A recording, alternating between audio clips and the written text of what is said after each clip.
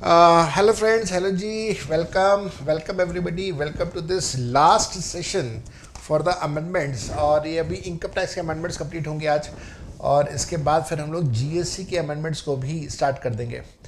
आज जो हम लोगों ने अमेंडमेंट्स कवर करने हैं वो प्राइमरली दो चैप्टर हैं हमारे पास। एक है हमारा इनकम टैक्स रिटर्न और दूसरा चैप्टर हमारे पास आता है टीडीएस का। और दोनों में बहुत छोटे छोटे अमेंडमेंट्स हैं। टीडीएस के अंदर ज़्यादा अमेंडमेंट्स हैं, कुछ नए सेक्शंस भी इंट्रोड्यूस हुए हैं टीडीएस में। जो नया सेक्शन है वो ऑनलाइन गेमिंग वाला है, वो मैं ऑलरेडी आपको करवा चुका हूँ। और उसके अलावा जो बाकी के कैजुअल इनकम्स वाले जो हमारे पास दो सेक्शन थे 194B 194BB, उसके अंदर भी कुछ अमेंडमेंट्स हैं, वो मैं आपके साथ आज डिस्कस करूँगा। साथ साथ में जो अमेंडमेंट्स हैं इससे रिलेटेड कुछ मल्टीपल चॉइस क्वेश्चंस आपके आरटीपी के अंदर दिए गए हैं, आरटीपी ऑफ मई 2024, मैं आपके साथ वो भी डिस्कस करूंगा। साथ में केस स्टडी, आपको याद है हम लोगों ने फर्स्ट क्लास के अंदर शायद केस स्टडी किया था, जिसके अंदर मैंने आपको दो क्वेश्चंस करवा दिए थे जो लाइफ इंश्योरेंस से रिलेटेड थे। तो उसके अलावा जो बाकी के तीन क्वेश्चंस हैं वो भी मैं आज आपके साथ यहाँ पे क्लास में डिस्कस कर दूंगा। तो दैट मीन्स केस स्टडी जो है वो हमारा कंप्लीट हो जाएगा, प्लस जो एमसीक्यूज़ हैं वो भी हमारे सारे कंप्लीट हो जाएंगे, जो आरटीपी के एमसीक्यूज़ हैं। इसके अलावा कैपिटल गेंस का क्वेश्चन मैंने आपको करवा दिया है। इसके अलावा मैंने आपको जो न्यू टैक्स रिजीम का क्वेश्चन आरटीपी में दिया हुआ है वो भी मैंने आपके साथ डिस्कस कर दिया है। तो आइए आज की इस क्लास को हम लोग जल्दी से स्टार्ट कर देते हैं। एक छोटी सी रिक्वेस्ट है आप सभी से कि प्लीज़ एक बार चैनल को सब्सक्राइब ज़रूर कर लीजिए, वीडियो को लाइक कर दीजिए, और कुछ कमेंट्स आप ज़रूर इसके ऊपर दीजिए। आपको ये सेशंस कैसे लग रहे हैं, अच्छे हैं, बुरे हैं, बहुत अच्छे हैं, बहुत बुरे हैं, जैसे भी हैं प्लीज़ अपने कमेंट्स यहाँ पे ज़रूर छोड़िए, ताकि मैं आगे के आने वाले सेशंस में अगर कुछ इम्प्रूवमेंट का स्कोप है तो वो मैं इम्प्रूवमेंट्स आपके लिए कर सकूँ। तो आज की ये सेशन को मैं स्टार्ट कर रहा हूँ। एक हमारे पास जो टॉपिक है जिसमें अमेंडमेंट है वो है हमारा ITR, that is your income tax return, chapter number 18। इसके अंदर बस एक छोटा सा ही चेंज है, और वो जो छोटा सा चेंज है वो बेसिकली आधार से रिलेटेड है। आप सबको ये बात अच्छे से पता है कि आधार को पैन के साथ लिंक करना ज़रूरी है, और बहुत सारे लोगों ने लिंकिंग करी भी है, लेकिन कई सिचुएशंस ऐसे हैं जहाँ लिंकिंग छूट भी गई है। मैं आपको अपने घर की ही बात बताता हूँ। इसको हम लोग कहते हैं ना कि हिंदी में कहावत है ना, दिए तले अंधेरा। मैंने जब ये लिंकिंग की बात हुई थी, स्टार्ट हुई थी, तो मैंने लगभग आज से 1.5 साल पहले या 1.5 साल पहले मैंने अपने यूट्यूब पे एक वीडियो डाला था कि आधार और पैन की लिंकिंग कैसे करनी है। और उसके बाद आप यकीन मानिए मैंने ना करते हुए लगभग 50-60 लोगों का पैन और आधार की लिंकिंग मैंने खुद करी अपने हाथों से। अपने स्टाफ में भी सबकी करी, अपने मेरी दीदी रहती हैं बॉम्बे, दीदी जिया जी बॉम्बे में हैं, उनके पूरे परिवार की करी, बहुत सारे दोस्तों यारों की करी, अपनी सबकी करी, और ऐसे बहुत सारे लोग जो किसी का फ़ोन आ गया यार मेरे को समझ नहीं आ रहा तो मैंने उनकी हेल्प कर दी, एंड सो ऑन। और आप हैरान रहेंगे जान के, दिए तले अंधेरा वाली बात बता रहा हूँ मैं आपको, कि सबका किया लेकिन मैं अपनी मदर का आधार और पैन को लिंक करना भूल गया, वो नहीं हुआ। और जो डेडलाइन थी वो डेडलाइन भी निकल गई, और काफ़ी टाइम बाद में ये आप ये माने कि अभी लगभग 1 महीना पहले ही ऐसा हुआ कि कुछ हमें याद आया कि यार मम्मी का शायद मैंने वो पैन और आधार को लिंक नहीं करा। तो एक बार हम लोगों ने वो उसको साइट के ऊपर चेक करा तो पता चला वो लिंकिंग नहीं थी, और फिर उसके बाद वो 1,000 रुपये का फ़ाइन पे करना पड़ा, और 1,000 के फ़ाइन के बाद फिर वो लिंकिंग हुई और वो सब कुछ हुआ। नाउ ये जो 1,000 रुपये का फ़ाइन है इसकी बात भी मैं आपको बता रहा हूँ, आप गूगल पर सर्च कीजिएगा जी। अभी कुछ दिन पहले का ही स्टैटिस्टिक्स है, कुछ दिन पहले का ही डाटा है। हमारी भारत सरकार ने 1,000 रुपये का फ़ाइन जो लगाया लोगों के ऊपर, और उसके बाद ड्यू डेट के बाद लोगों ने वो उसकी लिंकिंग करी और 1,000 रुपये का फ़ाइन पे करा, उससे सरकार को खरबों रुपए का पैसा इकट्ठा हुआ है। मैं करोड़ों रुपए भी नहीं कह रहा, खरबों रुपए कह रहा हूँ मैं। आप गूगल पे सर्च कीजिएगा, कई करोड़, जो करोड़ों को अगर आप हंड्रेड्स ऑफ करोड़ अगर आप कर दें तो वो खरब बन जाता है। खरबों रुपए का पैसा इकट्ठा हुआ है सरकार का सिर्फ 1,000 रुपये के फाइन से। तो आधार और पैन की लिंकिंग की बात हो रही है यहाँ पे। आधार और पैन की लिंकिंग करना जो था वो कंपलसरी था, और ये कंपलसरी था 30 जून तक। अगर आप 30 जून 2023 तक ये लिंकिंग नहीं कर रहे हैं और उसके बाद करते हैं तो फिर 1,000 रुपये का फ़ाइन है। लेकिन फ़ाइन से पहले भी कुछ और मुसीबतें हैं। क्या मुसीबतें थी? जो हमारा पैन था उस पैन को इनऑपरेटिव कर दिया गया। अब पैन इनऑपरेटिव होने से क्या होगा? अगर पैन आपका इनऑपरेटिव हो जाता है तो फिर जो आपको कोई व्यक्ति अगर आपको पेमेंट कर रहा है टीडीएस काट के, फॉर एग्जांपल अगर आपके बैंक के अंदर कुछ डिपॉजिट्स हैं और बैंक वालों ने आपको डिपॉजिट्स के ऊपर ब्याज देना है, इंटरेस्ट देना है, तो फिर वो इंटरेस्ट जब देगा, आपका पैन इनऑपरेटिव हो चुका, तो इंटरेस्ट जब वो आपको देगा तो higher rate of TDS apply करेगा 20% का, और जो कि जनरली 10% का होता है वो सीधा जम करके 20% हो जाएगा। इस प्रकार से और इश्यूज आ जाते हैं। भारत सरकार ने भी कहा कि साहब अगर आपका पैन इनऑपरेटिव हो जाता है क्योंकि आपने पैन और आधार को लिंक नहीं करा है, तो उस केस में अगर आपका कोई पुराना इनकम टैक्स रिफंड है तो हम आपको रिफंड नहीं करेंगे पैसा। अगर उस रिफंड के ऊपर कोई ब्याज बनता है तो हम आपको ब्याज भी नहीं देंगे, ना रिफंड देंगे ना हम आपका ब्याज देंगे, और साथ साथ में जो भी टीडीएस है या टीसीएस है वो आपका हायर रेट के ऊपर अप्लाई होगा। जैसे मैंने भी आपको कहा, बैंक वाले जो टीडीएस है वो 10% पर ना काट के 20% के हिसाब से टीडीएस काटेंगे। और जब आप बाद में अगर आप चाहें कि भाई मैं अगर पैन और आधार को लिंक कर दूं तो आपको 1000 रुपये की लेट फीस देनी होगी, जिसका सेक्शन है section 234H।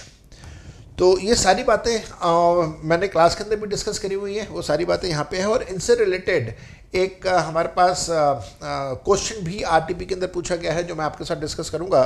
So this is quoting of Aadhaar number section 139AA, consequences of failure to intimate Aadhaar number. आपके पास क्या रिजल्ट्स होंगे, क्या कॉन्सिक्वेंसेज होंगे अगर आपने आधार को अपने जैसे कहते हैं कि पैन के साथ लिंक नहीं करा है। तो ये कहते हैं कि 1 जुलाई 2023 से जो पैन है टैक्स पेयर का वो इंटीमेट करना है, लिंक करना है अपने आधार के साथ में, और अगर वो नहीं किया है तो पैन जो है वो इनऑपरेटिव हो जाएगा और उसके साथ में कॉन्सिक्वेंसेज भी फॉलो हो जाएंगे। क्या क्या कॉन्सिक्वेंसेज होंगे? पहला, किसी भी प्रकार का कोई रिफंड, अगर आपका इनकम टैक्स का रिफंड ड्यू है तो आपका वो रिफंड नहीं किया जाएगा।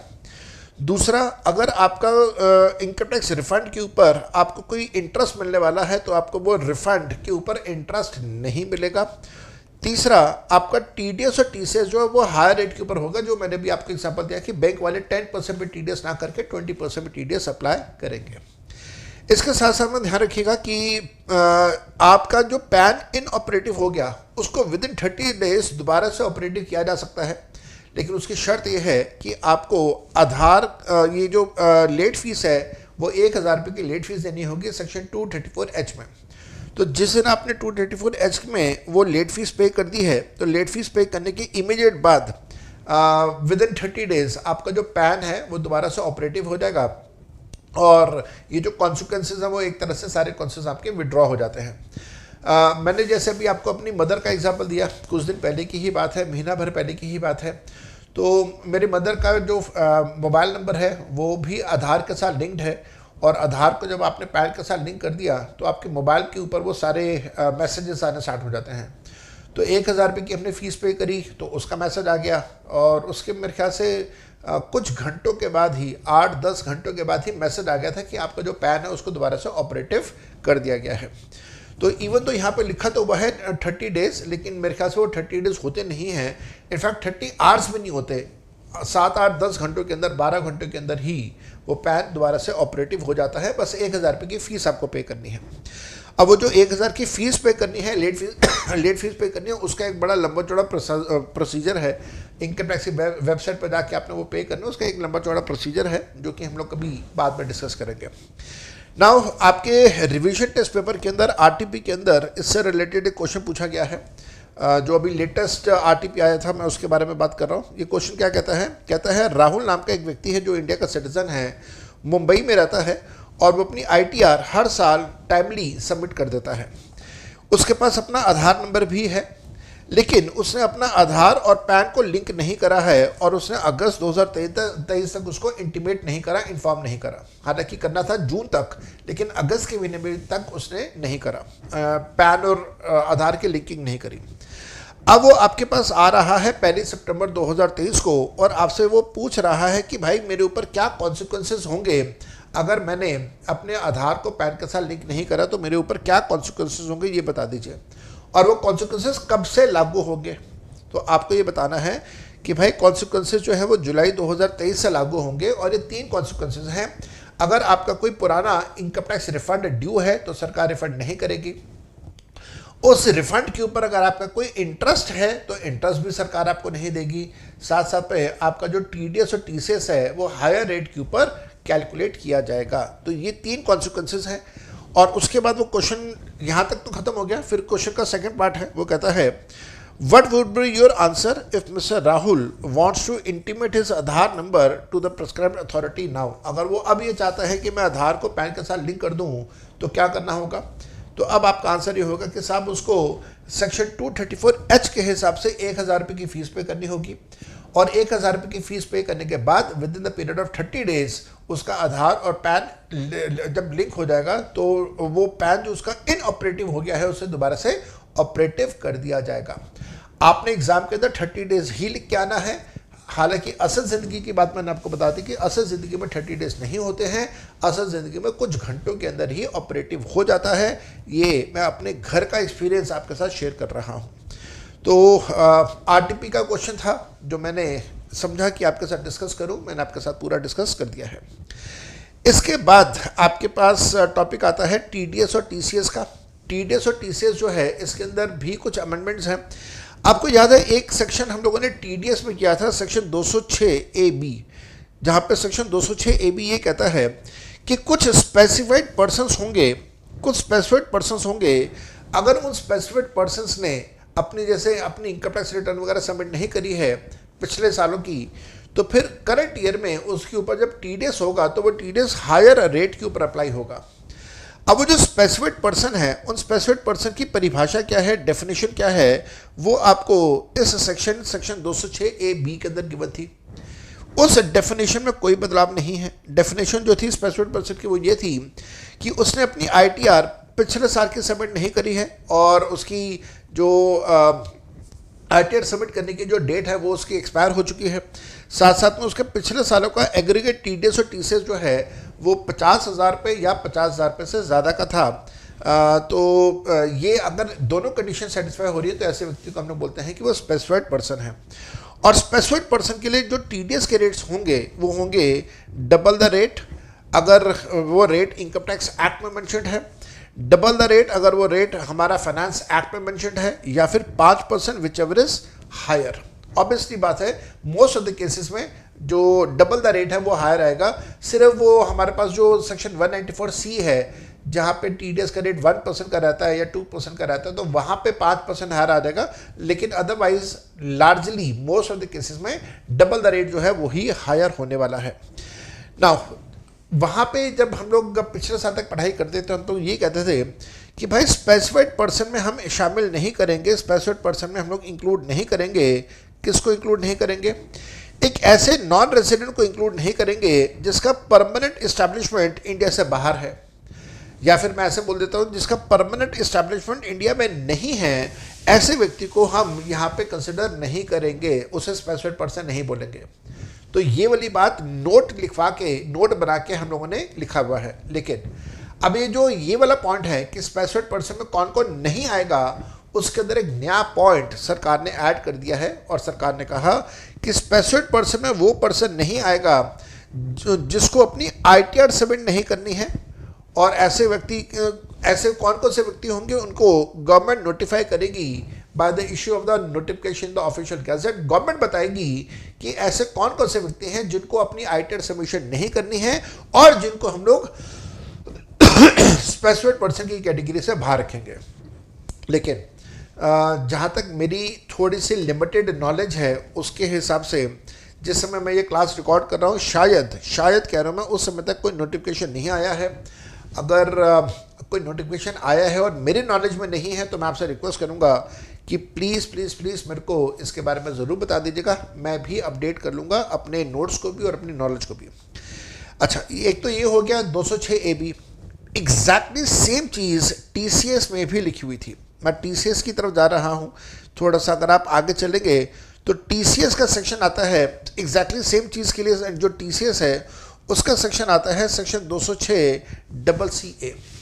सेक्शन 206CA जो टीसीएस का है वो क्या कहता है, वो भी एग्जैक्टली सेम बात करता है कि साहब अगर आपने अपनी रिटर्न्स वगैरह नहीं फिलअप करी हैं तो आपके ऊपर जो टीसीएस का रेट होगा वो डबल द रेट होगा या 5% होगा, विच एवर इज हायर। और साथ साथ में अगेन वही सारी बातें यहाँ पे भी स्पेसिफिक पर्सन की बात होती है कि जो स्पेसिफिक पर्सन है वो कौन कौन होगा। और फिर यहाँ पे भी हम लोग वो बात कर रहे थे कि भाई स्पेसिफिक पर्सन में वो व्यक्ति नहीं आएगा, वो व्यक्ति नहीं आएगा जिसका परमानेंट इस्टेब्लिशमेंट इंडिया से बाहर है, नॉन रेसिडेंट है और उसका कोई परमानेंट इस्टेब्लिशमेंट इंडिया में नहीं है या इंडिया से बाहर है, उसको हम लोग बोलेंगे कि वो स्पेसिफिक पर्सन है। ये वाली बात पहले भी थी, अब भी है। अब नया क्या है? नया ये है कि भारत सरकार ने कहा कि स्पेसिफिक पर्सन में हम लोग ऐसे लोगों को शामिल नहीं करेंगे जिन व्यक्तियों को अपनी इनकम टैक्स रिटर्न फाइल करनी है, आईटीआर सबमिशन करनी है और जिनको गवर्नमेंट नोटिफाई कर रही है। अगेन मैं आपको बोलूँगा कि जिस समय मैं ये क्लास रिकॉर्ड कर रहा हूँ उस समय तक कोई नोटिफिकेशन आया है मेरी नॉलेज में नहीं है तो एक अलग बात है, आप लोग मेरे को ज़रूर बता दीजिएगा। और अगर कोई नोटिफिकेशन नहीं है, जैसा मेरे को लगता है कि अभी तक कोई नोटिफिकेशन नहीं आया है, तो वो एक अलग बात हो जाती है। अब आपके मन में ये क्वेश्चन है कि सर मान लो आजकल में ही कोई नोटिफिकेशन आ जाता है तो क्या हमारे एग्ज़ाम में अप्लाई होगा? Answer is no. मई एग्ज़ाम में अप्लाई नहीं होगा, नवंबर एग्ज़ाम में वो अप्लाई हो जाएगा। हालांकि ये वाला पॉइंट भी, ये वाला अमेंडमेंट भी कोई खास इंपॉर्टेंट नहीं है, तो मैं यहाँ पे आपको दे रहा हूँ नॉट इम्पॉर्टेंट। टीसीएस में बता दिया नॉट इम्पॉर्टेंट, और इसी प्रकार से टीडीएस के अंदर भी मैं यही बात आपको लिखवा देता हूँ that this is not important. अगर आप इसको छोड़ देंगे तो आपका किसी भी प्रकार का कोई नुकसान नहीं होगा। टीडीएस की ही बात करते हैं। टीडीएस में हमारे पास सेक्शन आ रहा था, section 192, that was TDS on salary income. अब टीडीएस ऑन सैलरी इनकम में आप सबको याद है, मैंने आपको बहुत डिटेल में ये बात बताई थी कि एम्प्लॉयर टीडीएस काटेगा अपने एम्प्लॉय के ऊपर, जिसके लिए एम्प्लॉयर पहले अपने एम्प्लॉय की टोटल इनकम की कैलकुलेशन करेगा। एम्प्लॉयर को कैसे पता चलेगा कि एम्प्लॉय की इनकम कितनी है? तो सैलरी का डाटा तो उसके पास होगा क्योंकि सैलरी तो एम्प्लॉयर ही दे रहा है, लेकिन उसके अलावा बाकी का जो डाटा है, जैसे हाउस प्रॉपर्टी है, बिजनेस एंड प्रोफेशन है, कैपिटल गेन्स है, अदर सोर्सेज है, डिडक्शंस का कोई डाटा है, तो वो एम्प्लॉई अपने एम्प्लॉयर को देगा और उसके बेसिस के ऊपर एम्प्लॉयर अपने एम्प्लॉय की टोटल इनकम कैलकुलेट करके उसके ऊपर वो टीडीएस की कैलकुलेशन करेगा। और वो rate of TDS, average rate वगैरह, वो सब कुछ मैंने आपको ऑलरेडी सिखाया हुआ है। अब इस साल जो इसके अंदर अमेंडमेंट है वो ये है कि जो एम्प्लॉय है वो अपने एम्प्लॉयर को इस बात की भी इंफॉर्मेशन देगा, जानकारी देगा, इंटीमेशन देगा कि वो कौन सा रिजीम फॉलो करना चाहता है। क्या वो ओल्ड टैक्स रिजीम फॉलो करना चाहता है या न्यू टैक्स रिजीम फॉलो करना चाहता है, कौन से रिजीम वो फॉलो करेगा, इस बात की इंफॉर्मेशन एम्प्लॉय अपने एम्प्लॉयर को देगा। अच्छा, एक बार एम्प्लॉय ने इंफॉर्मेशन एम्प्लॉयर को दे दी तो क्या उसके बाद इनकम टैक्स रिटर्न फाइलिंग के टाइम पे वो फॉर्म नंबर 10IEA फिलअप करना होगा? Answer is yes. भारत सरकार ने कहा कि जो आप अपने एम्प्लॉयर को इंटीमेशन दे रहे हो कि आपने न्यू रिजीम फॉलो करनी है या ओल्ड रिजीम फॉलो करनी है, वो इंटीमेशन सिर्फ टीडीएस के पर्पसेस के लिए है, दैट्स इट, और कुछ नहीं। लेकिन एक्चुअल में आपकी जो लायबिलिटी कैलकुलेशन होगी वो उस समय होगी जब आप अपनी आईटीआर सबमिशन करेंगे, और आईटीआर सबमिशन के टाइम पे आपको फॉर्म 10IEA फिलअप करना होगा। फॉर्म 10IEA फिलअप करो और उसके अंदर बता दो कि साहब मैं न्यू रिजीम फॉलो नहीं करना चाहता, मैं ओल्ड रिजीम फॉलो करना चाहता हूँ। बाय डिफ़ॉल्ट तो न्यू रिजीम चलेगा, और अगर आप न्यू रिजीम नहीं करना चाहते तो फिर आपको ओल्ड रिजीम की तरफ आना होगा। तो ये सारी बातें यहाँ पे लिखी हुई हैं। एक बार मैं समराइज़ कर दूँ, एम्प्लॉयर को आपने इन्फॉर्म करना है, एम्प्लॉय अपने एम्प्लॉयर को इन्फॉर्म करेगा कि वो OTR फॉलो करता है या NTR फॉलो करना चाहता है।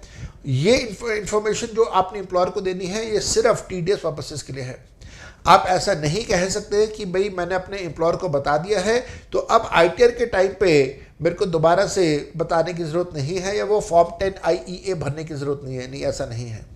आईटीआर के टाइम पे आपको अलग से फॉर्म 10IEA भरना ही होगा, और एक्चुअल में आपकी जो लायबिलिटी है वो 10IEA फॉर्म भरने के बाद ही OTR के हिसाब से कैलकुलेट होगी। अगर आपने फॉर्म 10IEA नहीं भरा है तो फिर आपका जो टैक्स लायबिलिटी है वो NTR के हिसाब से कैलकुलेट होगी। आइए जरा स्टार्ट करते हैं। TDS on salary done by the employer, section 192, intimation by the intimation by the employee to the employer. Employer shall seek the information from its employees regarding the intended tax regime, कि भाई कौन से tax regime में जाना चाहते हो, आपकी intentions क्या है वो बता दीजिए। And each such employee shall intimate the same to the employer regarding his intended tax regime for each year. हर साल के लिए वो बताएगा कि मैं न्यू में जा रहा हूँ या ओल्ड में जा रहा हूँ, every year you can shift. And upon the intimation employer shall compute his total income and TDS according to the option exercise. तो एम्प्लॉयर जब TDS का कैलकुलेट करेगा तो वो ऑप्शन जो एम्प्लॉय ने चूज करा है उसके हिसाब से करेगा। If the intimation is not made by the employee, अगर एम्प्लॉय ने अपने एम्प्लॉयर को नहीं बताया है, then it shall be presume that the employee continues to be in the new tax regime, जो कि डिफॉल्ट स्कीम है। Accordingly, in such cases, the employer shall do TDS under section 115 BAC subsection 1A। तो अगर employ कुछ भी नहीं बता रहा तो न्यू रिजीम बाय डिफॉल्ट मान लिया जाएगा, अगर एम्प्लॉय इन्फॉर्म कर रहा है तो उसके हिसाब से काम हो जाएगा। साथ में ध्यान रखिएगा, जैसे मैंने आपको कहा, intimation would not amount to exercise the option under section 115 BAC subsection 6 and the employee shall be required to do separately while filing his ITR। तो ITR फाइल करते समय उसको अलग से फॉर्म नंबर 10 IEA फिलअप करना होगा। अगर वो ओल्ड रिजीम में जाना चाहता है तो लिख देता हूँ मैं यहाँ पे, इफ फॉर, ऐसे लिख देता हूँ मैं इसमें, if employee wants to shift to OTR, और अगर वो OTR में जाना ही नहीं चाहता, NTR में ही रहना चाहता है, तो ये फॉर्म फिलअप करने की भी ज़रूरत नहीं होगी। तो ये हमारे पास आया सेक्शन 182 में, इस बात का ध्यान रखिएगा आपको। हो सकता है यहाँ से कोई छोटा सा केस स्टडी बन के आपके एग्जाम के अंदर आ जाए, तो ये एक अच्छा पॉइंट है। उसके बाद हम लोगों ने यहाँ पे सेक्शन किया था सेक्शन 192A। 192A में आपको याद है हम लोगों ने कंसेप्ट ये सीखा था कि अगर कोई रिकॉग्नाइज्ड प्रोविडेंट फंड है और रिकॉग्नाइज्ड प्रोविडेंट फंड में से अगर आपको पैसा वापस मिल रहा है, तो सेक्शन 10 सबसेक्शन 12 की अगर कोई भी एक कंडीशन सेटिस्फाई हो जाए तो जो पैसा आपको वापस मिलेगा वो 100% एक्सेप्ट रहेगा। वो कंडीशन क्या थी? पहली कंडीशन थी कि एम्प्लॉय जो है वो कम से कम 5 साल की लगातार कॉन्टिन्यूस नौकरी करने के बाद रिटायर हो रहा हो, ये पहली कंडीशन थी। उसके बाद हमारे पास दूसरी कंडीशन आती है कि साहब अगर ऐसा नहीं है, 5 साल से पहले अगर वो रिटायर हो रहा है या नौकरी छोड़ रहा है, तो वो जो नौकरी छोड़ रहा है वो छोड़ रहा है बिकॉज ऑफ मेडिकल रीजंस, या फिर वो नौकरी छोड़ रहा है due to a reason which is beyond his control. तो अगर ऐसा, या फिर अगर एम्प्लॉय की 5 साल के अंदर अंदर डेथ हो जाती है, तो अगर ऐसा कुछ हो रहा है तो सेक्शन 10 सबसेक्शन 12 ये कहता है कि प्रोविडेंट फंड का पैसा जो वापस मिलेगा वो 100% एग्जेम्प्ट रहेगा। लेकिन मान लो जो सेक्शन 10 सबसेक्शन 12 है उसकी कोई भी कंडीशन सेटिस्फाई नहीं हो रही, डेथ नहीं हो रही, 5 साल की सर्विसेज नहीं है, कोई भी कंडीशन सेटिस्फाई नहीं हो रही, तब प्रोविडेंट फंड का पैसा जो मिलेगा वो सारा का सारा पैसा टैक्सेबल होगा, वो फिर एग्जेम्प्ट नहीं होगा। दैट पैसा विल बी टैक्सेबल, वो पैसा एग्जेम्प्ट नहीं होगा। एक बात ये होगी। अब इसके आगे की कहानी भी सुन लीजिएगा। अगर वो पैसा टैक्सेबल है तो जब प्रोविडेंट फंड वाले पैसा पे करेंगे तो वो पैसा फुली टैक्सेबल होगा, और साथ में पेमेंट के टाइम पे TDS काटा जाएगा। और TDS का सेक्शन है सेक्शन 192A। क्वेश्चन आता है कि साहब TDS किस रेट पे काटा जाएगा? तो अगर हम लोग पिछले साल की बात करें तो पिछले साल हम लोग ये कहते थे कि भाई जो TDS है वो मैक्सिमम मार्जिनल रेट के ऊपर काटा जाएगा, MMR। लेकिन इस साल इसमें बदलाव आ गया। इन्होंने कहा कि नहीं साहब, अगर जो है वो मैक्सिमम मार्जिनल रेट नहीं है, हम लोग यहाँ पे 20% के हिसाब से जो है वो अपना TDS कट करेंगे। तो यहाँ पे ज़रा एक बार मैं आपके लिए यहाँ पे पढ़ देता हूँ। इनफैक्ट मैंने थोड़ा इसमें गलत बोल दिया है। जो TDS है वो पहले भी 10% पे ही चल रहा था और अब भी वो 10% पे है। लेकिन अगर यहाँ मैं अब MMR बता दूँ कहाँ पे अप्लाई होगा। TDS का रेट 10% पहले भी था, TDS का रेट आज भी 10% है। शर्त यह है कि उसको अपना पैन सबमिट करना होगा, और मान लीजिए अगर वो अपना पैन सबमिट नहीं कर रहा है तब TDS अप्लाई होगा ऑन मैक्सिमम मार्जिनल रेट। लेकिन अब इसमें बदलाव आ गया। अब इन्होंने कहा कि साहब अगर आपने पैन सबमिट कर दिया है तो ठीक है, फिर तो 10% पे TDS काटना है। लेकिन अगर आपने पैन सबमिट नहीं करा है तो फिर मैक्सिमम मार्जिनल रेट पे टीडीएस नहीं होगा, जो आपका टीडीएस होगा वो 20% के हिसाब से टीडीएस होगा। ये अमेंडमेंट आया है, छोटा सा अमेंडमेंट है, तो मैंने आपको ये दे दिया। 192A सारी चीज़ें एग्जैक्टली सेम हैं जो पहले थी, वो अब भी exactly same as it is चलती रहेंगी। पेयर, पेई, टीडीएस, टाइम, रेट, सब कुछ वही रहेगा। रेट जो 10% है पहले भी था, आज भी 10% का रेट है। एग्जेम्पशन पहले भी 50,000 का था, आज भी 50,000 का है। तो एक्स्ट्रा पॉइंट जो है उसमें अमेंडमेंट आया है। पहले क्या था? पहले ये था कि पेई को अपना पैन सबमिट करना ज़रूरी है। Payee has to submit his PAN submit करना ज़रूरी है टू द पेयर। और अगर पेई वो फेल कर देता है तो फिर जो टीडीएस होगा वो टीडीएस मैक्सिमम मार्जिनल रेट के हिसाब से होगा।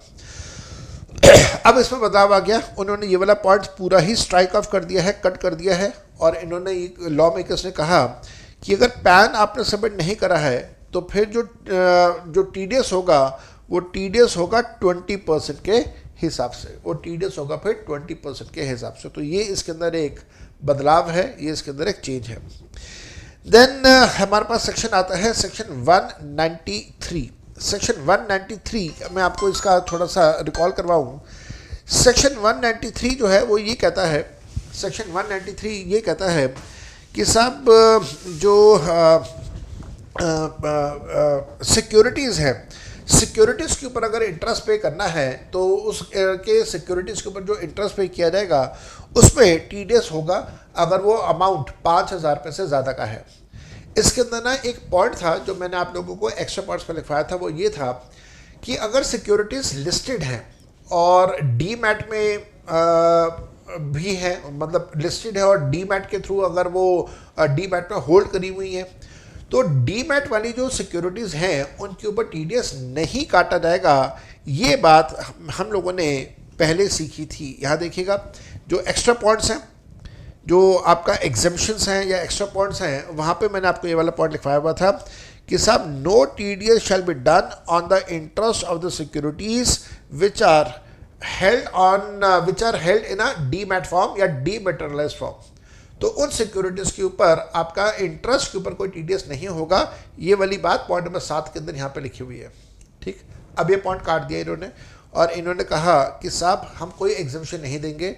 अगर आपके पास कोई सिक्योरिटीज़ ऐसी हैं जिनको आपने डीमैट फॉर्म में होल्ड किया हुआ है, उन सिक्योरिटीज़ के ऊपर जो इंटरेस्ट मिलेगा उस इंटरेस्ट का भी आपको ऊपर टीडीएस काटा जाएगा। तो बस इतना ही अमेंडमेंट हुआ। पहले डीमैटेरियलाइज्ड फॉर्म की जो सिक्योरिटीज थी उनके इंटरेस्ट पर टीडीएस नहीं होता था, अब इस साल से वो भी होना स्टार्ट हो जाएगा। बाकी इसके अलावा और कोई चेंज, कोई बदलाव नहीं है। पेयर, पेई, इनकम, टाइम, रेट, एग्जेम्पशन सब कुछ एग्जैक्टली सेम है। बस एक छोटे से पॉइंट का फ़र्क आया, वो मैंने आपको बता दिया। एक और फ़र्क है, एक और छोटा सा पॉइंट आया है। एक और छोटा सा पॉइंट ये है कि अगर कोई भी इंटरेस्ट का पैसा बिजनेस ट्रस्ट को दिया जाता है, अब बिजनेस ट्रस्ट क्या है वो मैं आपको ऑलरेडी समझा चुका हूँ। बिजनेस ट्रस्ट के बारे में फर्स्ट क्लास के अंदर बता दी हैं। 2 प्रकार की बिजनेस ट्रस्ट होती हैं और बेसिकली म्यूचुअल फंड्स ही होती हैं। ये जो बिजनेस ट्रस्ट है, अगर इन बिजनेस ट्रस्ट को इंटरेस्ट दिया जा रहा है, और देने वाला कौन है? देने वाला है स्पेशल पर्पस व्हीकल। तो स्पेशल पर्पस व्हीकल पेयर है और बिजनेस ट्रस्ट पेई है। तो अगर ऐसा है तो उस केस में टीडीएस नहीं होगा इंटरेस्ट अमाउंट के ऊपर, चाहे वो इंटरेस्ट अमाउंट 5,000 रुपये से ज़्यादा हो या 5,000 रुपये से कम हो। अब आगे यहाँ पे एक बहुत बड़ी समस्या ये है कि सर पेई जिसको मिल रहा है वो बिजनेस ट्रस्ट है। चलो ये तो समझ आ गया। सर पेयर एक स्पेशल पर्पस व्हीकल है। स्पेशल पर्पस व्हीकल का मतलब क्या हुआ? कौन सी कार की बात कर रहे हैं, कौन सी ट्रक की बात कर रहे हैं, कौन से बस की बात कर रहे हैं? Answer is no. हम यहाँ पे व्हीकल का मतलब scooter, car, bus, truck, tractor की बात नहीं कर रहे। तो फिर यहाँ पे स्पेशल पर्पस व्हीकल का मतलब क्या है? ध्यान से सुनेगा, बात को मैं डिटेल में समझा रहा हूँ। मान लीजिए एक व्यक्ति है, उस व्यक्ति ने मकान खरीदने के लिए, मकान परचेज करने के लिए स्टेट बैंक ऑफ इंडिया से लोन ले लिया। उसने 1 करोड़ रुपए का। अब 1 करोड़ का जो लोन है वो लोन उसको रीपे करना है और हर महीने का वो EMI इक्वल मंथली इंस्टॉलमेंट पे करेगा, हर महीने का EMI पे करेगा। नाउ लेट अस अज्यूम कि वो 3 महीने अपना EMI पे नहीं कर पाता और उसका जो लोन है वो NPA बन जाता है, that is not performing advances, या फिर बहुत सारे लोग कहते हैं नॉट परफॉर्मिंग एसेट्स बन जाता है in the books of state Bank of India. तो स्टेट बैंक ऑफ इंडिया क्या करेगा, अपनी बुक्स में शो कर देगा कि साहब this is a non performing asset, हमने पैसा दिया हुआ है लेकिन वो पैसा हमें वापस नहीं मिल रहा है, ना ब्याज आ रहा है ना प्रिंसिपल आ रहा है। ठीक हो क्या? अब क्या होगा, अब इस मकान को जब परचेज किया गया था तो इसको मॉर्टगेज भी किया गया था स्टेट बैंक ऑफ इंडिया के पास। तो स्टेट बैंक ऑफ इंडिया अब नोटिस में देने के बाद इस मकान के बेचने का प्रोसेस स्टार्ट कर देगा। अब होता क्या है कि स्टेट बैंक ऑफ इंडिया की सोच ये है कि यार देखो, प्रॉपर्टी को बेचना, खरीदना, ग्राहक ढूंढना, फिर ग्राहक को प्रॉपर्टी बेचना, ये बैंक का काम थोड़ी ना है। हमने तो लोन दिया और प्रॉपर्टी मॉर्टगेज रख ली, अगर लोन वापस नहीं आ रहा तो उस प्रॉपर्टी को बेचने का काम हमारा थोड़ी ना है। इवन तो प्रॉपर्टी हमारे पास है, लोन हमारे पास है, लेकिन बैंक का जो मेन ऑब्जेक्टिव है वो प्रॉपर्टी का सेल परचेज थोड़ी ना है, किसी कार का सेल परचेज थोड़ी ना है। तो ये लोग बैंक वाले क्या करते हैं, लगभग सारे बैंक्स की बात कर रहा हूँ मैं, इन्होंने क्या किया, अपनी एक सब्सिडरी कंपनी खोली हुई है और अपनी सब्सिडरी कंपनी को ये कहते हैं कि साहब देखो ऐसा है कि ये जो मकान का लोन है वो 1 करोड़ का है, लेकिन मकान की जो मार्केट में कीमत है वो 4 करोड़ की है। तो मकान 4 करोड़ का है, लोन 1 करोड़ का चल रहा है इसके ऊपर। अब मैं ये मकान आपको बेच देता हूँ। कौन किसको बेच रहा है? स्टेट बैंक ऑफ इंडिया बेच रहा है। किसको?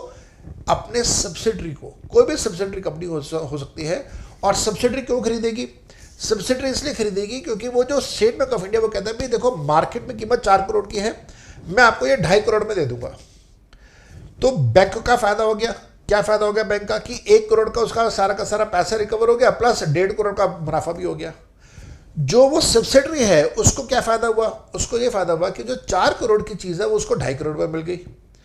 अब ये मकान जो है वो उस सब्सिडरी कंपनी के पास है। सब्सिडरी कंपनी का मेन ऑब्जेक्टिव ही है इन एसेट्स को बेच के अपने पैसे की रिकवरी करना। तो अब ये जो सब्सिडरी कंपनी है इस मकान को बाजार में बेचेगी। 4 करोड़ का बिके, 3 करोड़ 80 का बिके, 4 करोड़ 10 लाख का बिके, कुछ भी बिके, बिकेगा तो सही। तो ये मकान बेचा जाएगा बाजार के अंदर और वो जो पैसा है वो उस सब्सिडरी कंपनी का एक्स्ट्रा जो होगा वो प्रॉफिट हो जाएगा। तो ऐसे केस में स्टेट बैंक ऑफ इंडिया भी प्रॉफिट में और वो सब्सिडरी कंपनी जो है वो भी प्रॉफिट में। नाउ ये जो सब्सिडरी खोली गई है by the State Bank of India, किस वजह से खोली गई है? सब्सिडरी खोली गई है स्टेट बैंक ऑफ इंडिया के द्वारा। किस वजह से? Just to recover its NPA accounts. अपने NPA अकाउंट्स की रिकवरी करने के लिए, पैसे की रिकवरी करने के लिए जो सब्सिडरी कंपनी खोली गई है, जो अल्टीमेटली उस मकान को बेच के पैसा रिकवर करेगी, इस सब्सिडरी कंपनी को कहा जाता है as a special purpose vehicle. Special purpose vehicle एक टर्म है ऐसी सब्सिडरी कंपनीज के लिए जो बैंक्स ने, फाइनेंशियल इंस्टीट्यूशंस ने खोली हैं अपने एसेट्स, अपने जो डूबा हुआ पैसा उसको रिकवर करने के लिए। आपने इससे ज्यादा और कुछ नहीं सीखना। स्पेशल पर्पस व्हीकल का मतलब ये होता है जो मैंने भी आपको यहाँ पे बहुत अच्छे से समझा दिया। इसके साथ साथ में एक सेक्शन हम लोगों ने किया था, वो था सेक्शन 194A, और ये कहता है कि साहब अगर आपको कहीं से ब्याज मिल रहा है, जैसे कोई बैंक में अगर आपने डिपॉजिट करा है वहाँ से आपको ब्याज मिल रहा है, या अगर आपने पैसा किसी को उधार पे दिया हुआ है वहाँ से अगर आपको ब्याज मिल रहा है, तो जो ब्याज देने वाला है वो आपको 194A सेक्शन में TDS काटेगा। लेकिन अब इसके अंदर एक छोटा सा अमेंडमेंट आया, वो ये है कि भारत सरकार ने ना अभी कुछ टाइम पहले एक स्कीम शुरू करी थी और उस स्कीम का नाम है, यहाँ पे लिखा हुआ है, ध्यान से देखिएगा, महिला सम्मान सेविंग सर्टिफिकेट 2023। तो महिला सम्मान सर्टिफिकेट 2023 एक स्कीम इन्होंने स्टार्ट करी थी, बिल्कुल ऐसी जैसे वो ये लोग ये स्कीम है ना, national saving certificate, national saving scheme. तो ये जो स्कीम्स हैं, ऐसी एक स्कीम स्टार्ट करी थी महिला सम्मान सेविंग्स सर्टिफिकेट। इन्होंने इसके अंदर ये कहा कि जो लेडीज़ हैं इनके पास ज़रूर कुछ ना कुछ अपना स्त्री धन होगा या फिर पिन मनी होगा, PIN, पिन मनी। अच्छा, पिन मनी क्या होता है, स्त्री धन क्या होता है, इसके बारे में डिटेल डिस्कशन मैं आपके साथ कर चुका हूं जब मैंने आपको क्लबिंग ऑफ इनकम का चैप्टर करवाया था। तो क्लबिंग ऑफ इनकम के चैप्टर में लास्ट में ये कंसेप्ट मैंने आपको करवाया था कि स्त्री धन या क्लब जो पिन मनी है उसकी कभी भी क्लबिंग नहीं होती है, that is always taxable for that lady. और मैंने आपको अपनी दादी का भी एग्जाम्पल दिया था और वो सब कुछ। नाउ हमारी भारत सरकार ने कहा कि भाई जो ये स्त्री धन है, ये जो पिन मनी फीमेल्स के पास रखा हुआ है, उस पैसे को आप आके बैंक्स में, पोस्ट ऑफिस में जमा करवा दीजिए। और जब आप ये पैसा जमा करवाएंगे तो हम आपसे ये पैसा 2 साल के लिए ले रहे हैं, और उस 2 साल के ऊपर हम आपको इसके ऊपर 7.5% के हिसाब से पर एनम 7.5% के हिसाब से कंपाउंड करके हम आपको इसका इंटरेस्ट पे करेंगे। 2 बातें ध्यान रखिएगा, 7.5% है और कंपाउंड है। और ये जो स्कीम है, ये स्कीम सिर्फ 2 साल के लिए है। ये जो पैसा है 2 साल के बाद हम आपको वापस भी कर देंगे। मान लीजिए एक लेडी ने 2 लाख रुपए इस स्कीम के अंदर जमा कर दिए, तो ध्यान से देखिएगा, 2 लाख का 7.5% दैट इज 15,000 रुपये का इंटरेस्ट आता है। अब ये जो इंटरेस्ट है 40,000 रुपये से कम है। आपको याद होगा सेक्शन 194A में 40,000 की लिमिट है, और जो सीनियर सिटीजन्स हैं वहाँ पे 50,000 की लिमिट है। कुछ केसेस में ये लिमिट 10,000 की भी होती है। तो ये इंटरेस्ट 15,000 रुपये का आ रहा है, जो कि 7.5% है 2 लाख का, 40,000 से कम है। तो सरकार ने कहा हम इसके ऊपर TDS नहीं काटेंगे, ऑब्वियसली लिमिट से कम है। अच्छा, अब ये इंटरेस्ट जो कंपाउंड है, तो कंपाउंड का मतलब क्या होगा, सेकेंड ईयर में जब इंटरेस्ट होगा तो वो सेकेंड ईयर में इंटरेस्ट कैलकुलेट होगा 2,15,000 के ऊपर। 2 लाख का प्रिंसिपल अमाउंट है मैक्सिमम, 15,000 रुपये का ब्याज है, तो 2,15,000 के ऊपर इंटरेस्ट कैलकुलेट होगा फॉर द सेकेंड ईयर। वो भी करके देखते हैं। इसके ऊपर दोबारा 7.5% कैलकुलेट किया तो आया 16,125। अभी जो सेकेंड ईयर का इंटरेस्ट है 16,125, ये भी 40,000 से कम है, तो इसका मतलब इसके ऊपर भी TDS नहीं होगा। तो महिला सम्मान सेविंग्स सर्टिफिकेट का इंटरेस्ट टैक्सेबल तो है, लेकिन उसके ऊपर TDS नहीं होगा। ये बात सेक्शन 194A में इन्होंने लिखी है। आओ जरा ध्यान से इसको पढ़ेगा। महिला सम्मान savings certificate 2003 is a one-time scheme which is available for 2 years from 1st of April 23 to 31st of March 2025. It offers a maximum deposit facility of 2 lakh rupees in the name of a woman or a girl for 2 years at a fixed interest rate of 7.5% compounded annually. तो यहाँ पे 2 साल ही ये scheme चलेगी, और 2 साल की ये जो स्कीम है इसके अंदर आपको पैसा भी जो मिलेगा वो 2 साल के बाद आपको पैसा वापस मिल जाएगा सारा का सारा। और जो भी उसके ऊपर ब्याज है वो ब्याज 7.5% पर एनम कंपाउंड इंटरेस्ट आपको मिल रहा है। तो आपको मैंने वो कैलकुलेशन करके बता दिया। Consequently, no TDS would be done by the post office on the interest paid or credited under this scheme, since the amount of an interest would not exceed 40,000 रुपये। यहाँ पे लिखा है would not exceed 40,000 रुपये। ये कैसे हुआ, why it will not exceed 40,000 रुपये, वो मैंने आपको यहाँ पे समझा दिया है। अगर आप 2 लाख के ऊपर 7.5% कैलकुलेट करेंगे 15 आता है, तो उसके ऊपर वो TDS नहीं होगा। तो पोस्ट ऑफिस की ये स्कीम है, महिला सम्मान सेविंग सर्टिफिकेट 7.5% का इंटरेस्ट। तो इसका भी ध्यान रखिएगा, हो सकता है आपके एग्जाम के अंदर छोटा सा ये वाला पॉइंट आ जाए। इंटरेस्ट टैक्सेबल है, TDS नहीं होगा। देन इसके बाद हम लोगों ने कैजुअल इनकम्स का एक सेक्शन किया था, that was TDS on winning of lotteries games etcetera, section 194B। इसके अंदर हम लोग ये कहते थे कि भाई जो आपकी इनकम है वो कौन कौन सी इनकम हो सकती है। आपकी इनकम हो सकती है लॉटरी की, क्रॉसवर्ड पजल्स की, कार्ड गेम की, किसी भी प्रकार की कोई भी गेम।